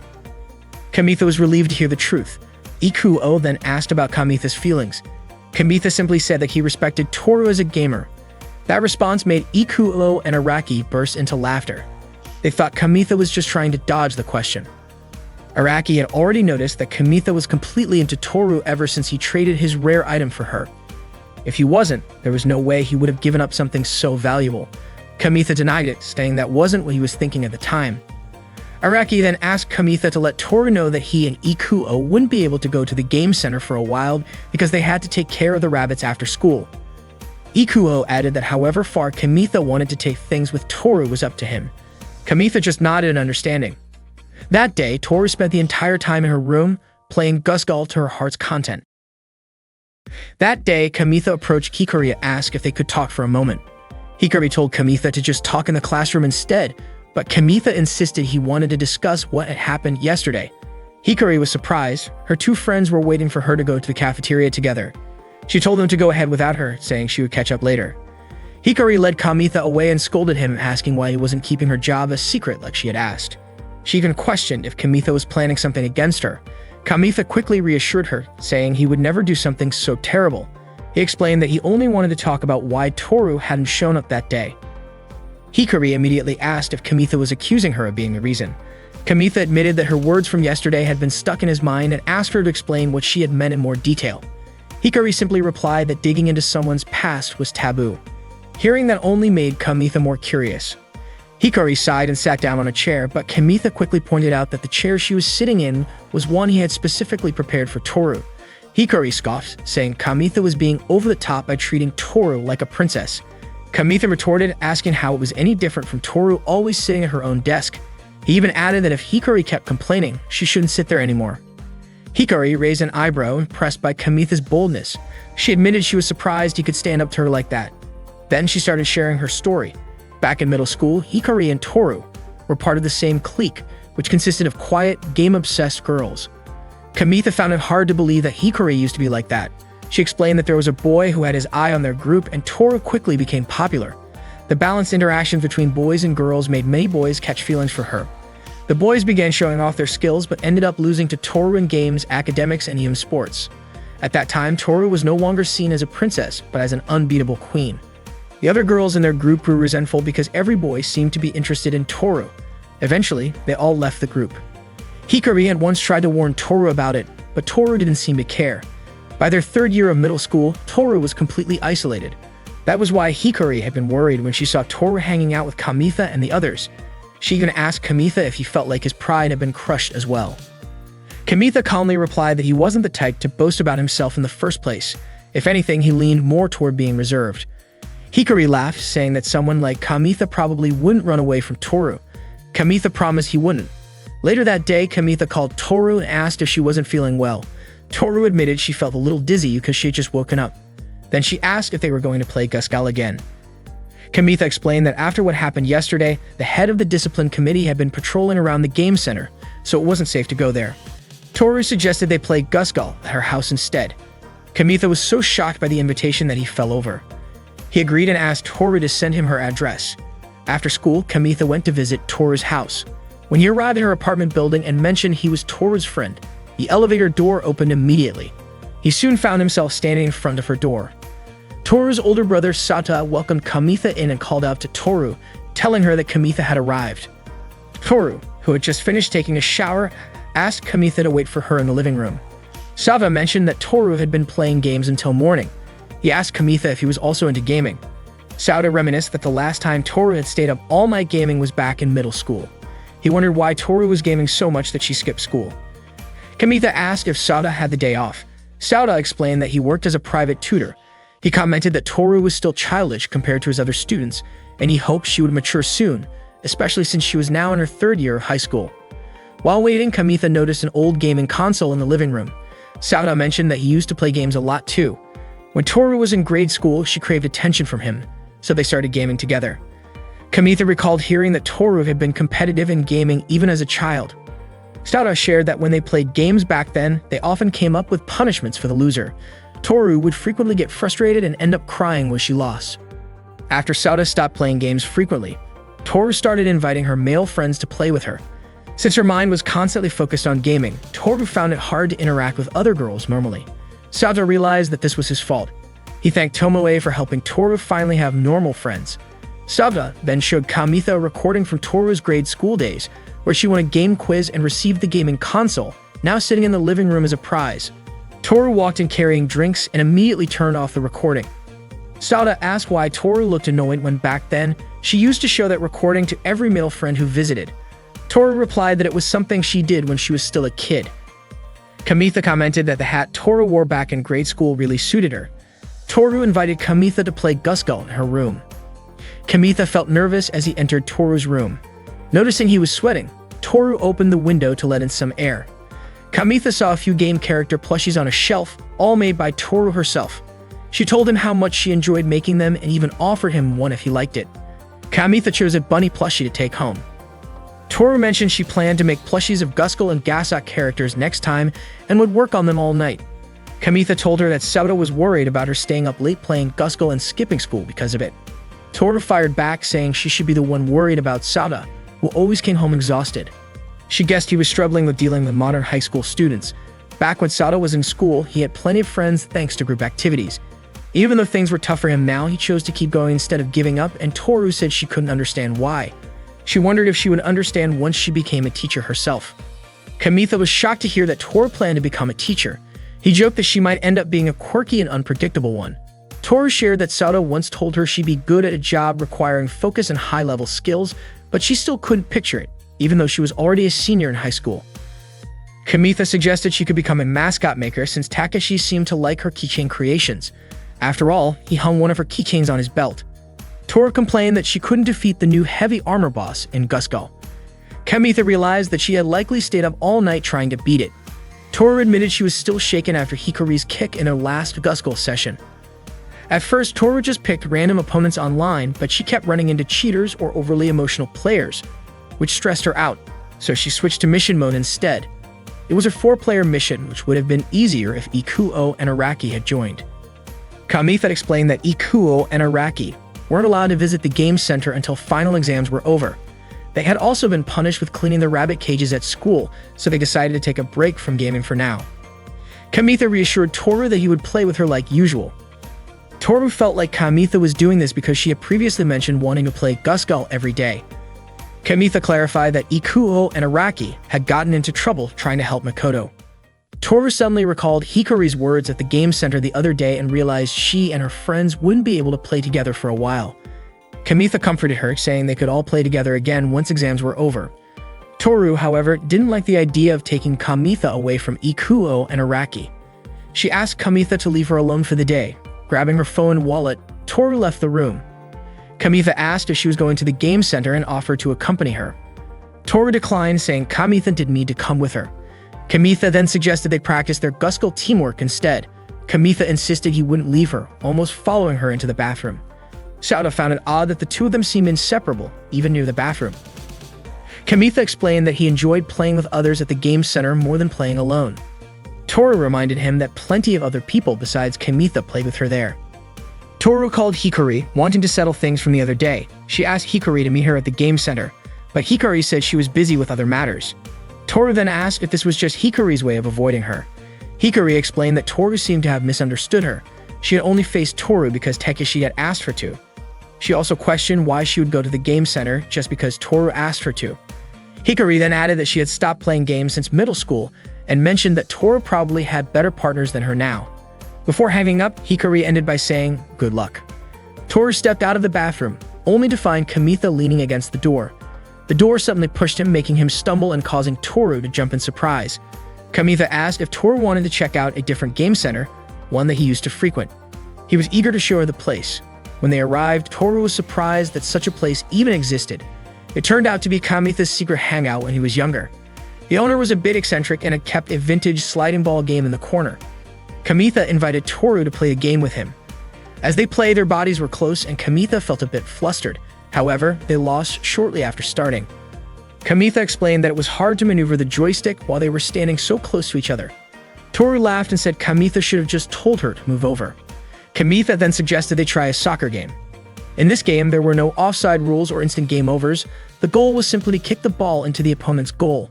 They quickly got into it, eagerly competing to score goals. The game was simple, requiring only quick reflexes and hand speed. By the end of the game, Toru scored 3 goals, while Kamitha only managed 2.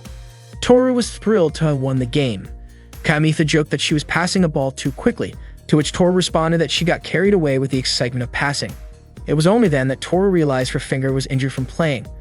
Kamitha immediately pulled out a bandage that Araki had given him at the game center when they had been playing the claw machine. At first, Toru brushed off the injury, saying it was nothing serious, but Kamitha pointed out that an untreated wound could lead to infection. Toru teased him, saying he seemed like a nurse. Kamitha gently applied the bandage to her injured finger, and Toru noticed that the design looked like a ring from a game. Kamitha handed her the remaining bandages to use in case she needed them later. Toru sighed and admitted that she was such a mess. She felt like she was causing her older brother Sata too much trouble, and now Kamitha was also worried about her skipping school. Kamitha reassured her, saying that Sata was kind-hearted. Even if Toru didn't think so, Kamitha guessed that Toru started playing games because she wanted to connect with her brother, or maybe she just admired him. Toru didn't deny it. She admitted that it was because of Sata that she always thought about gaming, which often led to her making mistakes. Kamitha mentioned that he had heard some stories about Toru's past from Hikari. Toru explained that she had been secretly gaming alone since the start of high school.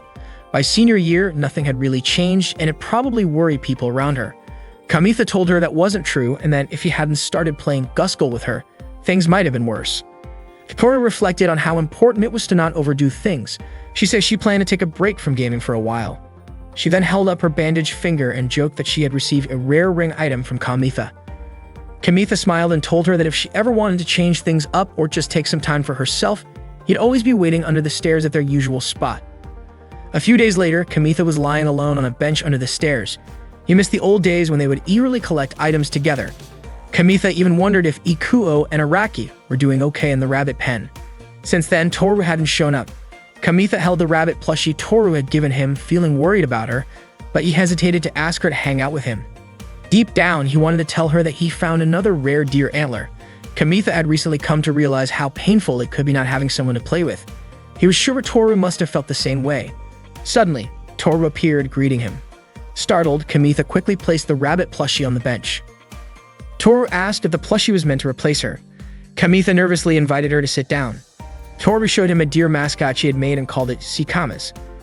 She explained that she had created it while taking a break from gaming. The deer's antlers were detachable, so it could transform into either a male or female deer.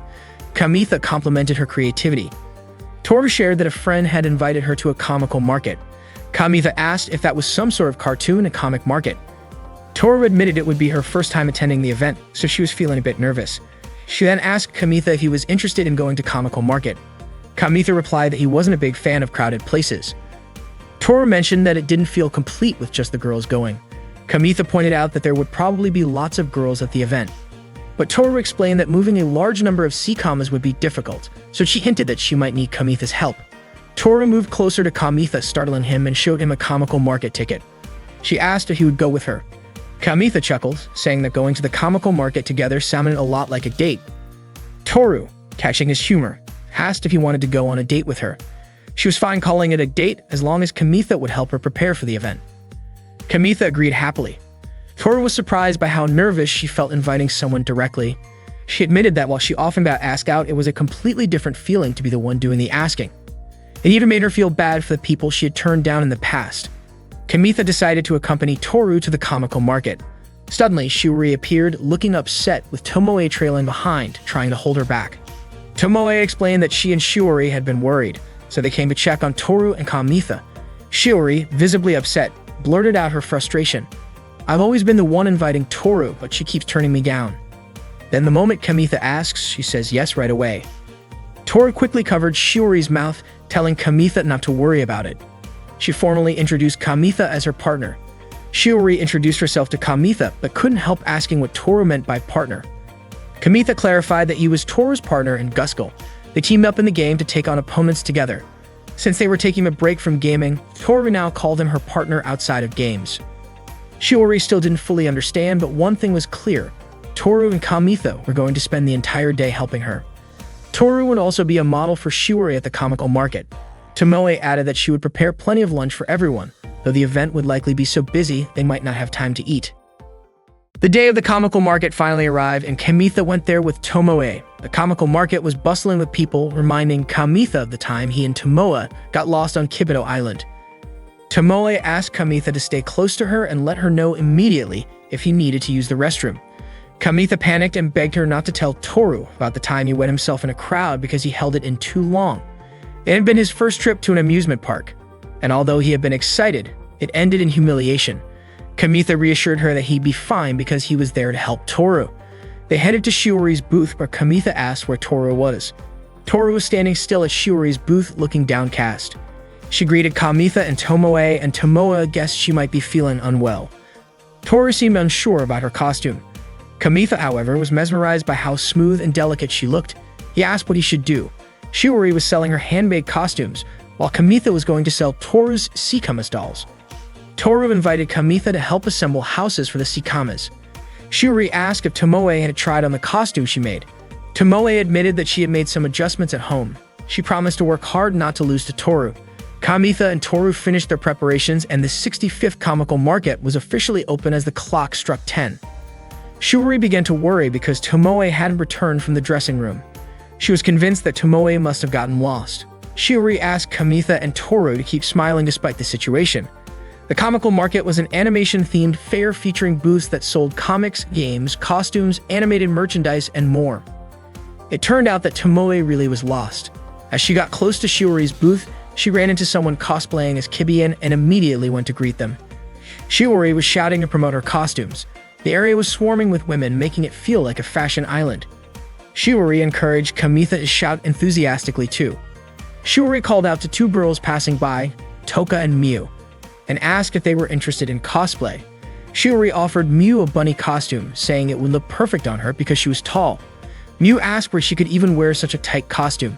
Shiori reassured her that the fabric was smooth and stretchy, and it could even double as pajamas. Toka, on the other hand, was curious about the Sikamas. Toru explained that the dolls had detachable antlers, allowing people to switch between male and female designs. Kamitha chimed in, saying that deer are symbols of loyalty and their love is pure and platonic. He elaborated so much that he ended up scaring them a bit, prompting them to leave to check out an owl mascot instead. Shiori teased Kamitha, saying he was trying to help Toru but only made things worse. Kamitha apologized, especially since a customer had just shown interest in the Sikamas. Suddenly, Kamitha had an idea to use the Sikamas as costume accessories to increase their appeal. Shiori agreed, saying they would look like military medals. Kamitha wasn't sure where to place the deer, on the head, chest, stomach, or hips. He tried them all, which made Shiori laugh. She teased him by saying he looked like he was wearing a stethoscope. Toru, feeling like they were just making fun of her, got upset and stormed off. Shiori explained that Toru wasn't used to being teased like that. Leaving Shiori to watch the booth, Kamitha hurried off to find Toru. While searching, Kamitha overheard people talking about a girl in a Mariusa costume. He saw Toru surrounded by photographers, snapping her pictures. Toru looked uncomfortable, especially as some of them commented on how soft the bottom of her costume seemed. Kamitha pushed his way through the crowd, but someone scolded him for being rude. Kamitha explained that the model didn't like the attention and begged to get through, but he was shoved back. At that moment, Tomoe appeared. Kamitha asked her what she was doing, and she said she had been chatting with Kibian. Kamitha was astonished that Tomoe got lost for the same reason she used to in grade school. Kamitha told her he needed to rescue Toru from the situation. Tomoe suddenly removed her cover, revealing a Gusco costume. The outfit was so sexy that it immediately drew the photographer's attention, giving Kamitha the chance to help Toru. Toru managed to escape with Kamitha. Their hands were tightly clasped, and Kamitha could feel Toru's body trembling. Toru admitted she felt terrified when unfamiliar cameras were pointed at her. Kamitha apologized for staring at her costume earlier.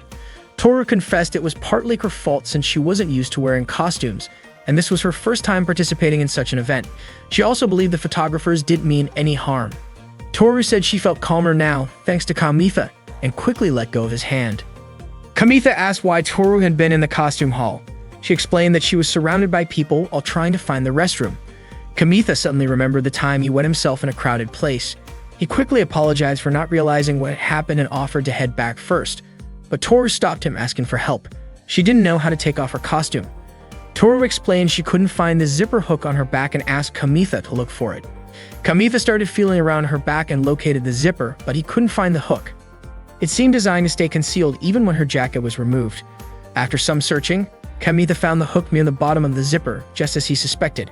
However, the zipper extended to a rather sensitive area and Kamitha couldn't reach it properly. Toru lifted the bottom of her costume slightly to help him reach it. Once Kamitha pointed out the hook, Toru managed to handle it herself. She then invited Kamitha to accompany her to the restroom so he could undo it properly, and Kamitha agreed. Later, Toru regained her confidence and started posing in front of the photographers. She also helped Shiori sell her handmade cosplay costumes. Meanwhile, Ruize arrived to patrol the area, prompting Toru and Kamitha to hide from her. Toru was especially kind to visitors, including children who stopped by their booth. That day, their hard work paid off and the event went smoothly. That evening, they went to a cafe where Hikari worked. Hikari immediately put on her glasses to disguise herself. Kamitha was surprised to learn Hikari worked there and was puzzled by her glasses. He pretended not to know her. Toru stared at Hikari, prompting Shiori to ask if Toru recognized her. Hikari revealed that she was Toru's underclassman and Kamitha's classmate. She guided them to a table and, while secretly pinching Kamitha, asked how he knew she worked there. Kamitha claimed it was just a coincidence. During dinner, Shiori treated everyone as a way of thanking them for their hard work. Noticing Kamitha and Toru's silence, Shiori asked if the comical market had exhausted them. Kamitha simply remarked on Hikari's different aura. Toru joked that Hikari would panic if she got caught skipping out on paying for a meal. Hikari insisted she was working there just like any normal person. Tomoe mentioned that she thought she had seen Hikari at a Santa contest before. Hikari was flattered that Shiori remembered, and she asked what the celebration was about. Tomoe explained that they had just come from the comical market. Tomoe teased that Toru had worn a bunny costume that day and forgot to wear underwear. Hikari playfully teased Toru, suggesting she was pushing herself too hard just because Hikari refused to hang out with her. Shiori, annoyed, called Hikari cruel and jokingly compared her to Winnie the Pooh, who's world famous despite only wearing a red shirt. Toru calmed Shiori down and told Hikari that she had placed mascot dolls at her booth and modeled the costume in exchange. Shiori chimed in, saying how hard it had been to convince Toru to wear the costume.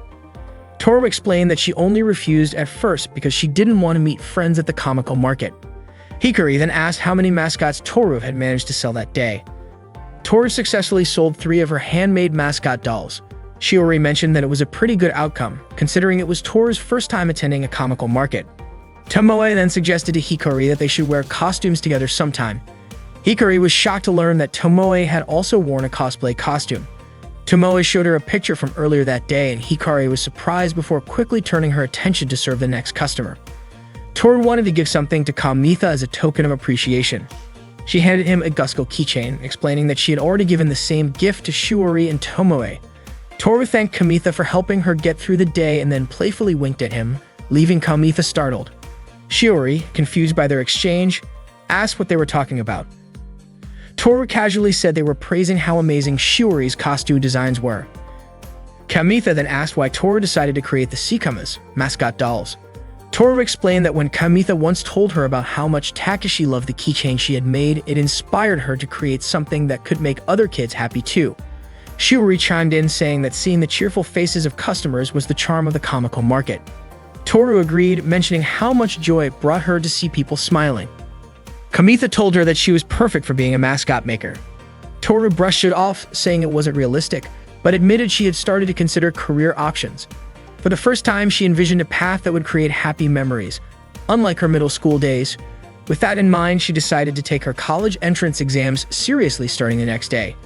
Kamitha was thrilled to hear that. Tomoe teased that Toru had beaten her to it and said she should start figuring out her own future plans as well. When the event wrapped up, they said their goodbyes.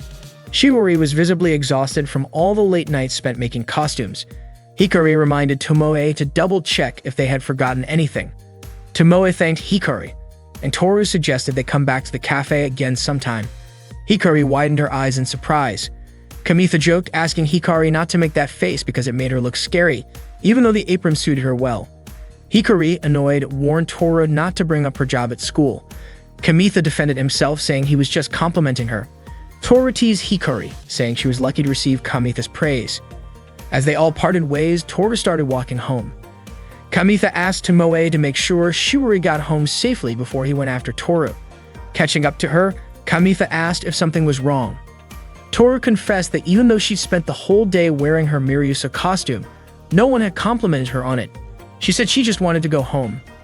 Kamitha reminded her that she hadn't fulfilled her promise yet. She had agreed to go on a date with him after he helped her at the comical market. Toru argued that they'd already gone on a date before, but Kamitha refused to count the time they'd spent with his older sister tagging along. Instead, he suggested she imagine going on a date with Sada, As they walked, they passed a park bench where several couples were kissing. Toru nervously asked what Kamitha expected her to do for him. Kamitha boldly asked her to go on a date with him right then and there. Toru, puzzled, asked if he meant a date in the park at night. Kamitha said it was his last chance since Toru planned to focus on preparing for her college entrance exams starting the next day. He explained it was his final opportunity to confess his feelings. Finally, Kamitha asked Toru to be his girlfriend, confessing that he was in love with her. Unfortunately, Toru responded by saying she didn't understand feelings like that. Kamitha admitted he had anticipated her answer but confessed that it still hurt more than he expected. Kamitha mentioned that this meant Toru could focus on her studies. While Kamitha was gazing at the moon, Toru suddenly kissed his neck.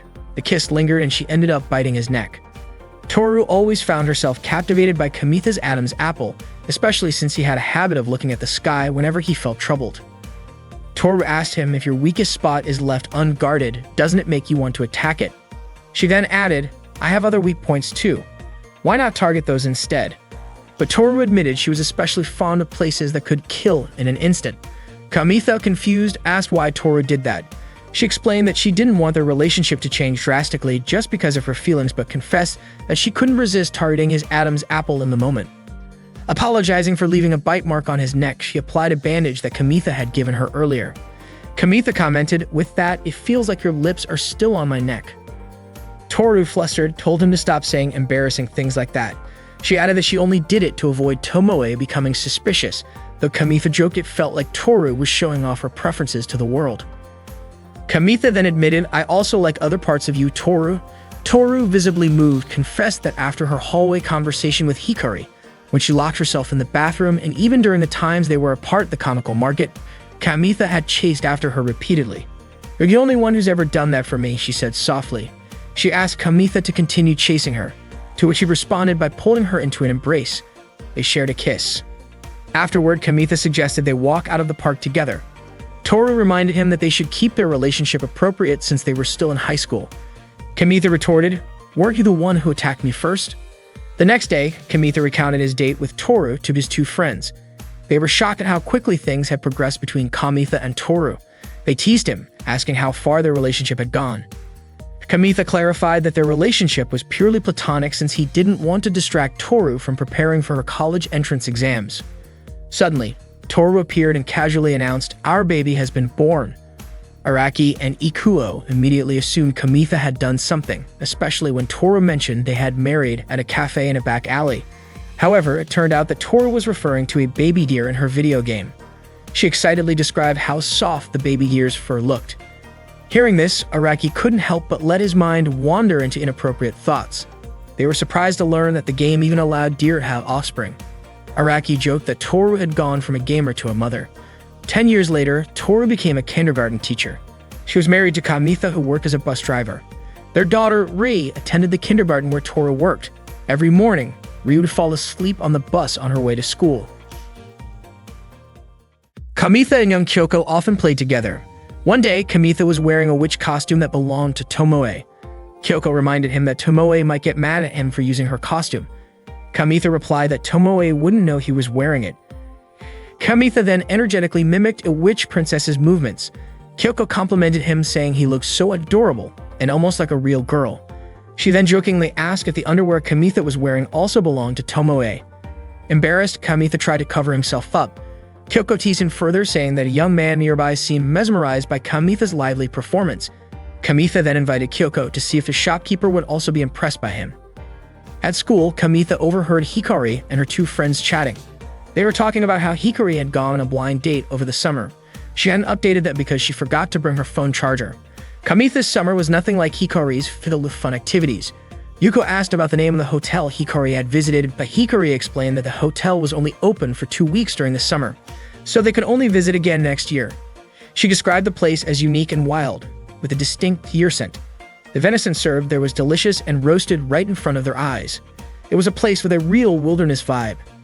Suddenly, Hikari noticed a girl standing by the door and asked if she was Kamitha's friend. Kamitha invited Kyoko to come into the classroom. Kyoko quickly approached Kamitha to show him a magical girl manga that had been on hiatus since their middle school days.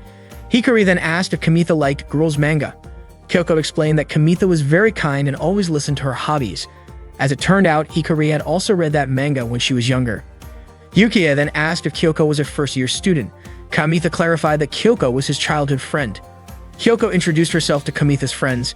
Yukiya commented that Kyoko's height and hobbies made her seem like a middle schooler. Hikari added that even middle schoolers had moved on from their magical girl manga phase. Yuko remarked on how skinny Kyoko was. Kamitha admitted that Kyoko was still childish, which made him worry about her in many ways. Later, when Kamitha and Kyoko were sitting on the school stairs, Kamitha apologized for sounding too preachy earlier. Kyoko reassured him, saying that his words had some truth to them. Kamitha was convinced that if Hikari and her friends ever opened that manga, they would think he was a pervert. The new chapters of the Magical Girl series were nothing like the old ones. It was now full of erotic and gory scenes. Even the art style had changed to match the tastes of its aging fanbase. Kyoko pointed out how much Kamitha had changed. Back in middle school, he didn't care what the girls said about him reading comics. Kamitha explained that Hikari and her friends teased him relentlessly after he played the Gear Love game. He was sure they'd bully him for life if they found out he was reading a manga that was both erotic and gory. Suddenly, Tomoe appeared from the rooftop and greeted them. The leader of the nature club soon approached Tomoe, but she quickly walked away. The nature club leader then turned to Kamitha and made him swear to keep the fact that they had been on the rooftop a secret. He even threatened not to forgive Kamitha if he told anyone. Kyoko mentioned that the underwear Tomoe was wearing that day was surprising. Kamitha replied that he was already used to seeing it. Kyoko then teased him, asking if that was his taste and whether she should wear something similar. She speculated that the nature club leader had just confessed his feelings to Tomoe. Kamitha was sure the club leader hadn't even considered what underwear Tomoe was wearing. Kyoko asked why Kamitha didn't tell the club leader about it. After all, most guys would be curious about the underwear of a girl they liked. However, Kamitha refused to say anything. Kyoko then asked Kamitha to tell her more about it another time. Kamitha suggested she ask her own classmates instead. Before Kamitha left, Kyoko asked if he had any free time after school. Kamitha replied with a vague maybe. Kyoko then pointed out that Kamitha didn't have tutoring like Ikuo, and wouldn't be helping Araki in the rabbit pen either. Finally, Kamitha agreed to hang out with her after school. Kyoko wanted to go to a pancake shop to talk about the girl who worked there. Kamitha suggested she invite her female friends instead because having a guy there would stand out. However, Kyoko told him that his aura didn't feel masculine at all. Kamitha responded by saying he would prove his manliness. Suddenly, Kamitha noticed Takeshi teaching Rin how to do the Gasak transformation. Rin admitted she couldn't transform properly. Kamitha patted her head to comfort her, saying the game was challenging even for him. Kyoko suggested that Rin play something more suitable for girls and choose one. Takeshi countered by saying that even Hikari could perfectly perform the Guskull transformation. Kamitha dismissed Hikari as being unusual and added that female characters had become just as cool as robots recently. He then demonstrated a magical girl transformation pose. Takeshi praised Kamitha, saying he was impressive and that he'd get Hikari to try it too. Takeshi and Rin looked cheerful again. Kyoko was surprised to see that Kamitha could pull off the latest magical girl poses. Kamitha admitted that he enjoyed making people laugh and happy. When they arrived at the pancake shop, Kamitha became the center of attention because he devoured so many pancakes. He asked Kyoko if he looked manly for eating so much, but Kyoko said he'd look more masculine if he had a girlfriend. She then brought up how Kamitha used to say he wanted a girlfriend in high school, just like Papru the magical girl. Kamitha laughed it off, saying he didn't dream about that anymore. Kyoko asked if Kamitha planned to confess his feelings to Hikari, suggesting he might like her. Kamitha denied it, saying it was impossible for him to fall for the most popular girl in school. Kyoko was surprised to learn Hikari was popular and joked about starting a Hikari fan club.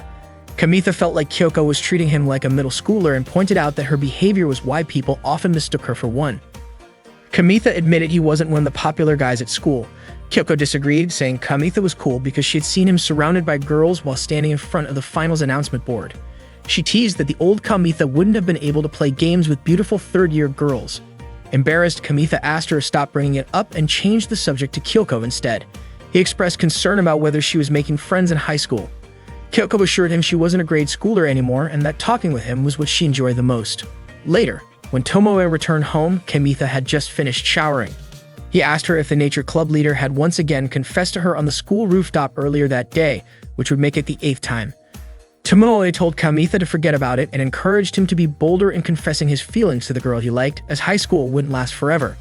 Kamitha replied that there wasn't any romance in his high school life. Tomoe revealed that the nature club leader had actually asked her to introduce him to Kyoko so they could go mountain climbing together. Kamitha panicked, but Tomoe laughed and said she was just joking. She teased him for obviously panicking and told him to be honest with his feelings. Tomoe then explained that the nature club leader had asked about the home club, saying he'd been tricked by them. The home club had claimed they could turn him into a man if he paid them, but now he wanted his money back. He had even cried while begging Tomoe for help since she was close to the home club president. Kamitha was curious about what the home club had done to make the nature club leader cry. Tomoe explained that the home club was made up of girls who bought second-hand clothes from students. It was well known among girls who needed pocket money. Tomoe herself had once sold an entire bag of socks for 10 yen. Kamitha suspected the business was shady. Tomoe asked what could possibly be suspicious about recycling second-hand clothes and even joked about asking Kyoko for her old socks. Meanwhile, Kyoko couldn't stop thinking about Kamitha's comment that her behavior made people often mistake her for a middle schooler. She tried tying her hair differently, but it didn't seem to make much of a difference. She then glanced at her collection of magical girl manga. Gathering them all up, she decided to take them to the park. At the park, Rin greeted Kyoko, who seemed lost in thought. Rin assumed Kyoko wasn't feeling well. Kyoko greeted her back and asked why Rin was alone. Rin explained that Takeshi was practicing magical girl transformations with Hikari. Noticing the books Kyoko had brought, Rin asked about them. Kyoko said she was trying to donate the manga she had already read to the community center, but they didn't need them. Rin asked to take a look, and Kyoko told her she could take home as many as she wanted. When Rin opened the books, she was startled. She said those mangas were inappropriate, and if her mom found out, she'd get in big trouble. Embarrassed, Kyoko quickly offered to get rid of them. Suddenly, Tokioka Nao and Onu Koharu approached Kyoko. Nao performed a magic trick for Rin, who excitedly clapped her hands over a wiggling object. As soon as she touched it, it transformed into a flower. Koharu, meanwhile, opened one of Kyoko's mangas and remarked that it wasn't suitable for children. Mistaking Koharu for Rin's mother, Kyoko quickly apologized and begged her not to scold Rin. Koharu corrected her, saying she was a second-year student at Kibido High School. Embarrassed, Kyoko apologized for misunderstanding.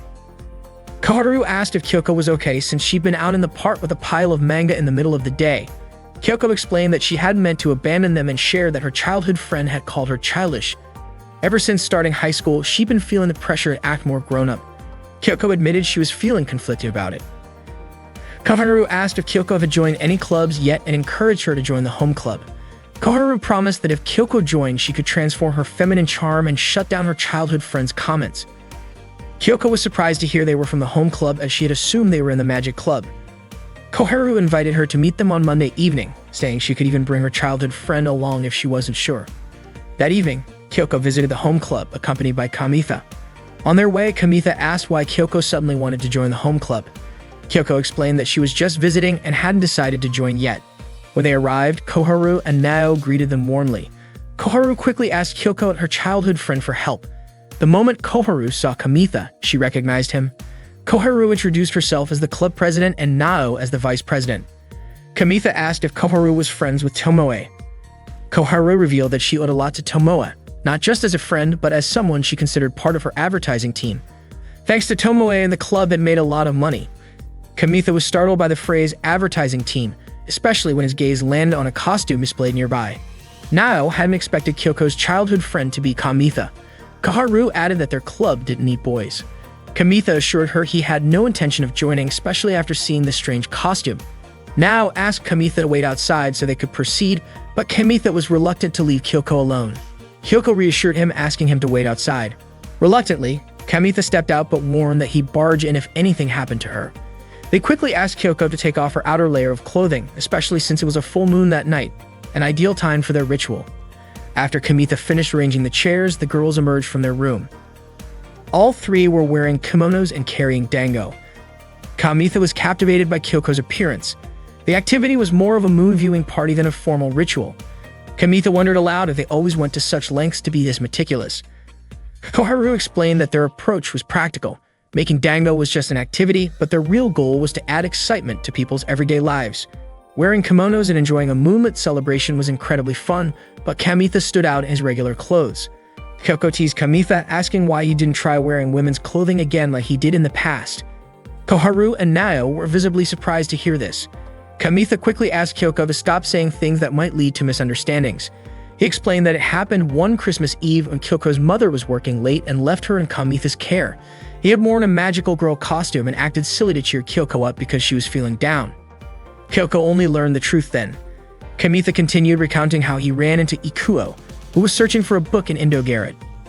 Ikuo mistook Kamitha in the magical girl costume for one of Kyoko's female friends. Shocked, Ikuo lifted Kamitha's skirt and then fainted. Kamitha ended up catching a fever and was bedridden for days. When he finally returned home, Kyoko's mom scolded him for taking Kyoko out so late. Kyoko apologized, feeling guilty that it all happened because of her. For Kamitha, though, it was one of his fondest memories. Koharu called Kamitha an emotionally unstable teenager. Nao offered Kamitha some soybean flour dango to restore his energy. Kyoko stood up and admired the full moon. Kamitha, mesmerized by Kyoko's beauty, fumbled when she asked if the dango tasted good. Instead of answering right away, he blurted out, "You're so beautiful." Realizing his mistake, he quickly corrected himself, saying the dango is really good. Kyoko was delighted to hear that, especially since she had helped make them. Nao took the chance to ask Kyoko if she'd like to join the home club. Kamitha suddenly questioned why the home club owned so many outfits for girls, saying he didn't want Kyoko joining a suspicious club.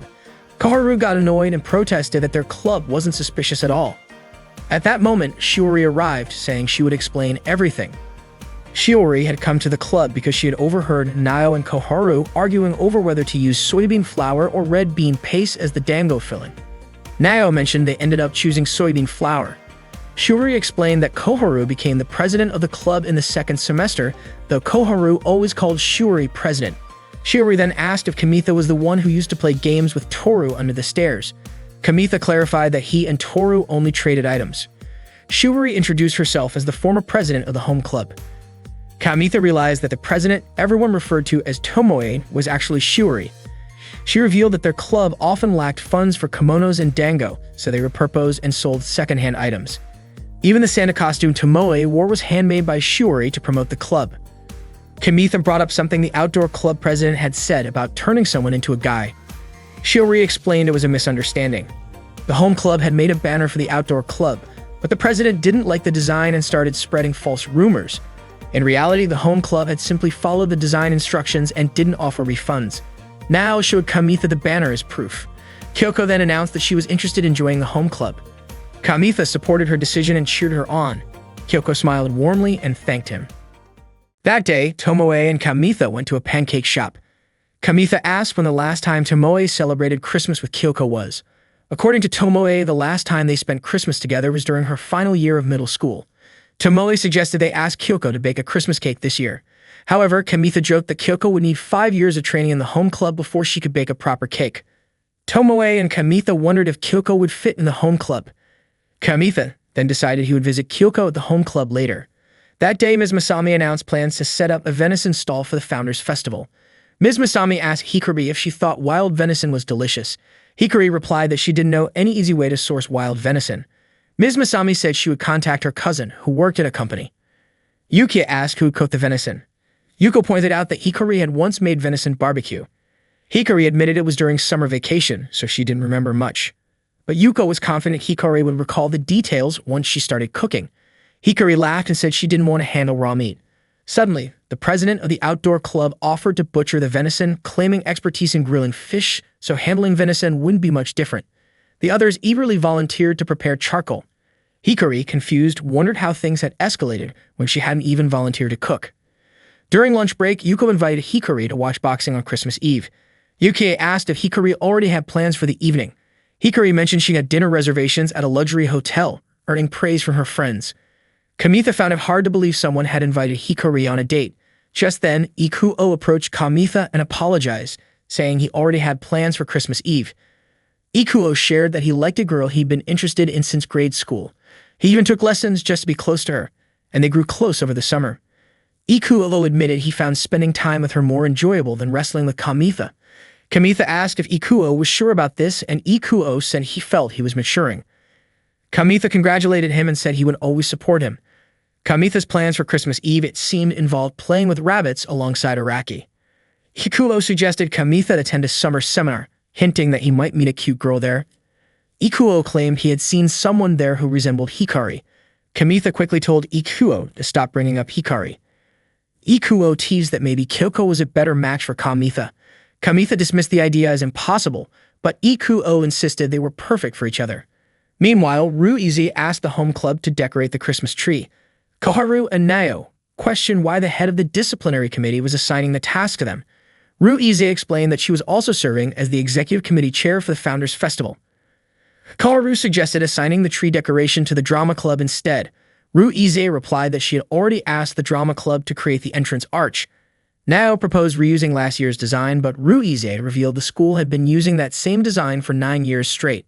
Nao and Koharu discussed their concerns. Ruize would likely provide a minimal budget. If the home club ran out of funds, they wouldn't be able to make mochi for New Year's. Ruize offered a deal and even brought up disciplinary reports about Shiori, the former home club president.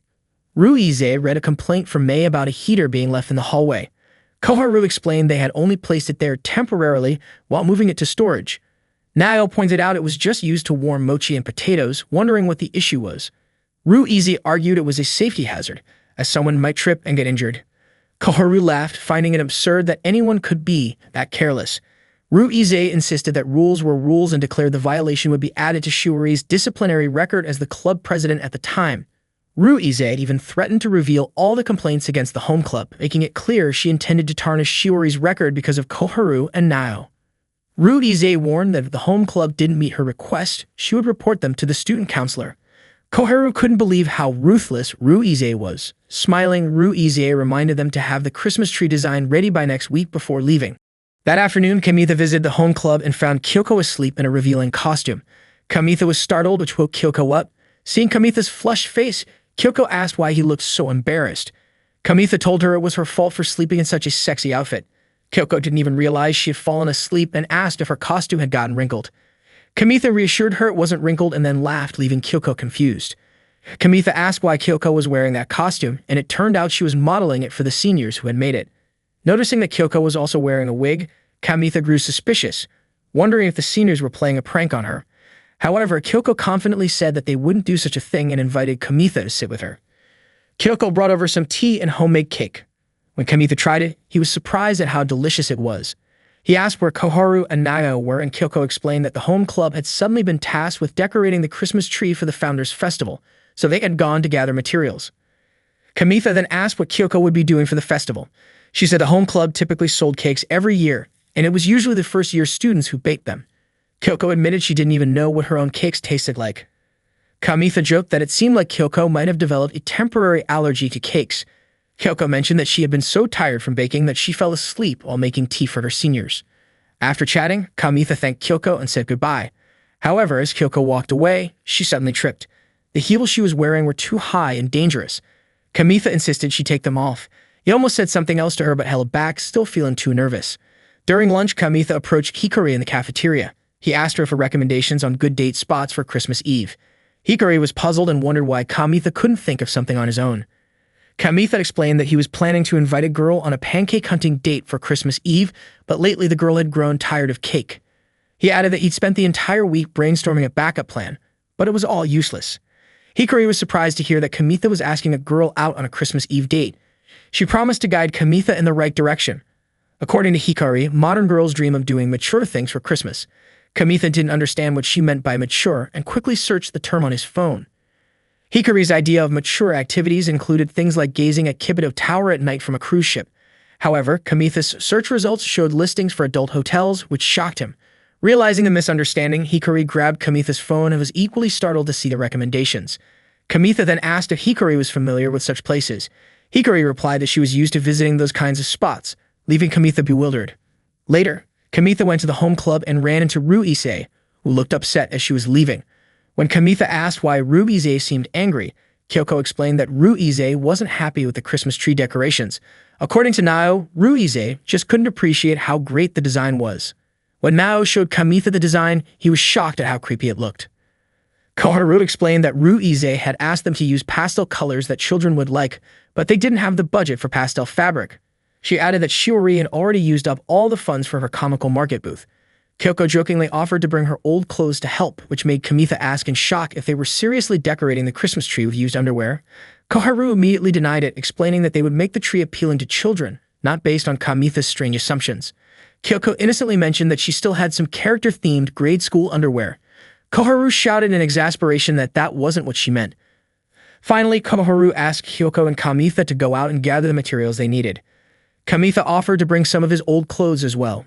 They went to Kamitha's house, where Kyoko tried on one of his grade school outfits. Kamitha complimented her, saying it still fit her well. Kyoko explained that the clothes had been made a bit loose to begin with. Kamitha quickly clarified that he wasn't implying she hadn't grown. This reminded Kyoko of a time when she wanted to borrow Kamitha's Inago mask costume as a child, but he refused to lend it to her. Back then, Kyoko had lent him her clothes, and she didn't understand why he wouldn't do the same. The reason, Kamitha finally revealed, was that he didn't want his Inago mask costume to get wet if Kyoko accidentally peed on it. Kyoko blushed and quickly took off the costume, but by accident, Kamitha saw her while she was changing. He immediately turned his back and told her that she shouldn't be changing in the hallway. Even though they used to change together when they were kids, Kamitha said Kyoko should know they're both adults now. She should change in Tomoe's room. Kyoko joked that if she had an older sister, would she be getting her hand-me-downs too? Since she was an only child, Kyoko wouldn't know what that was like. As Kyoko was about to leave, Kamitha gave her one of his jackets. He explained that it didn't fit him anymore, but he didn't want to throw it away since it was a gift he received when he enrolled.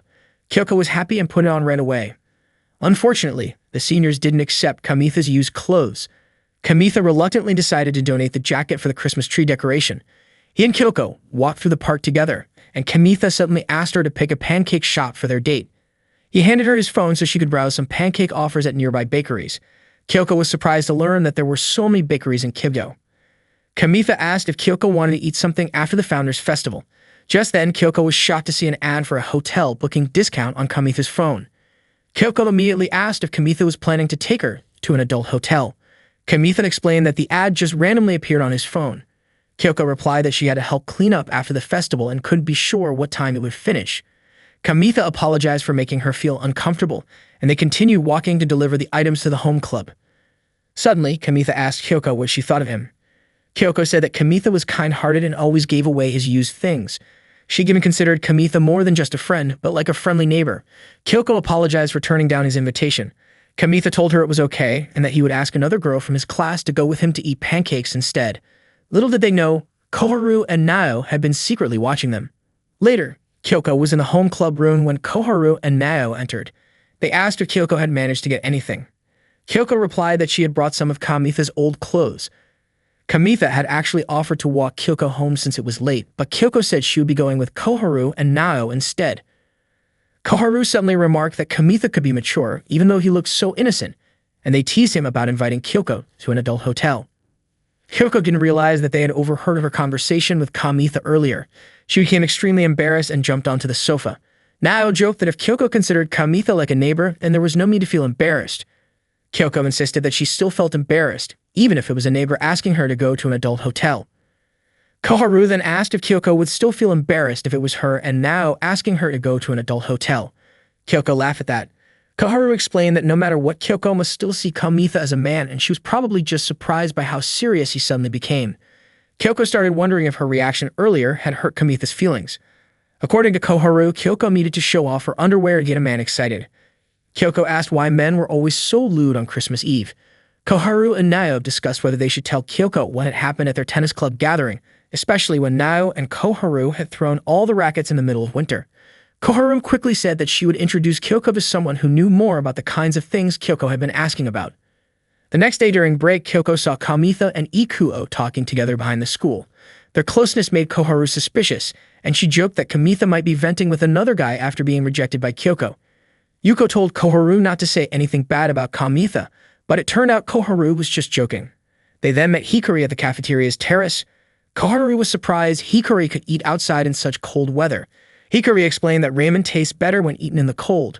She then asked if they wanted to help design her costume for the Santa contest. They all agreed, and Hikari seemed excited, confident that she would win the contest that year. However, Nao added a condition for Hikari. She would have to give advice to Kyoko.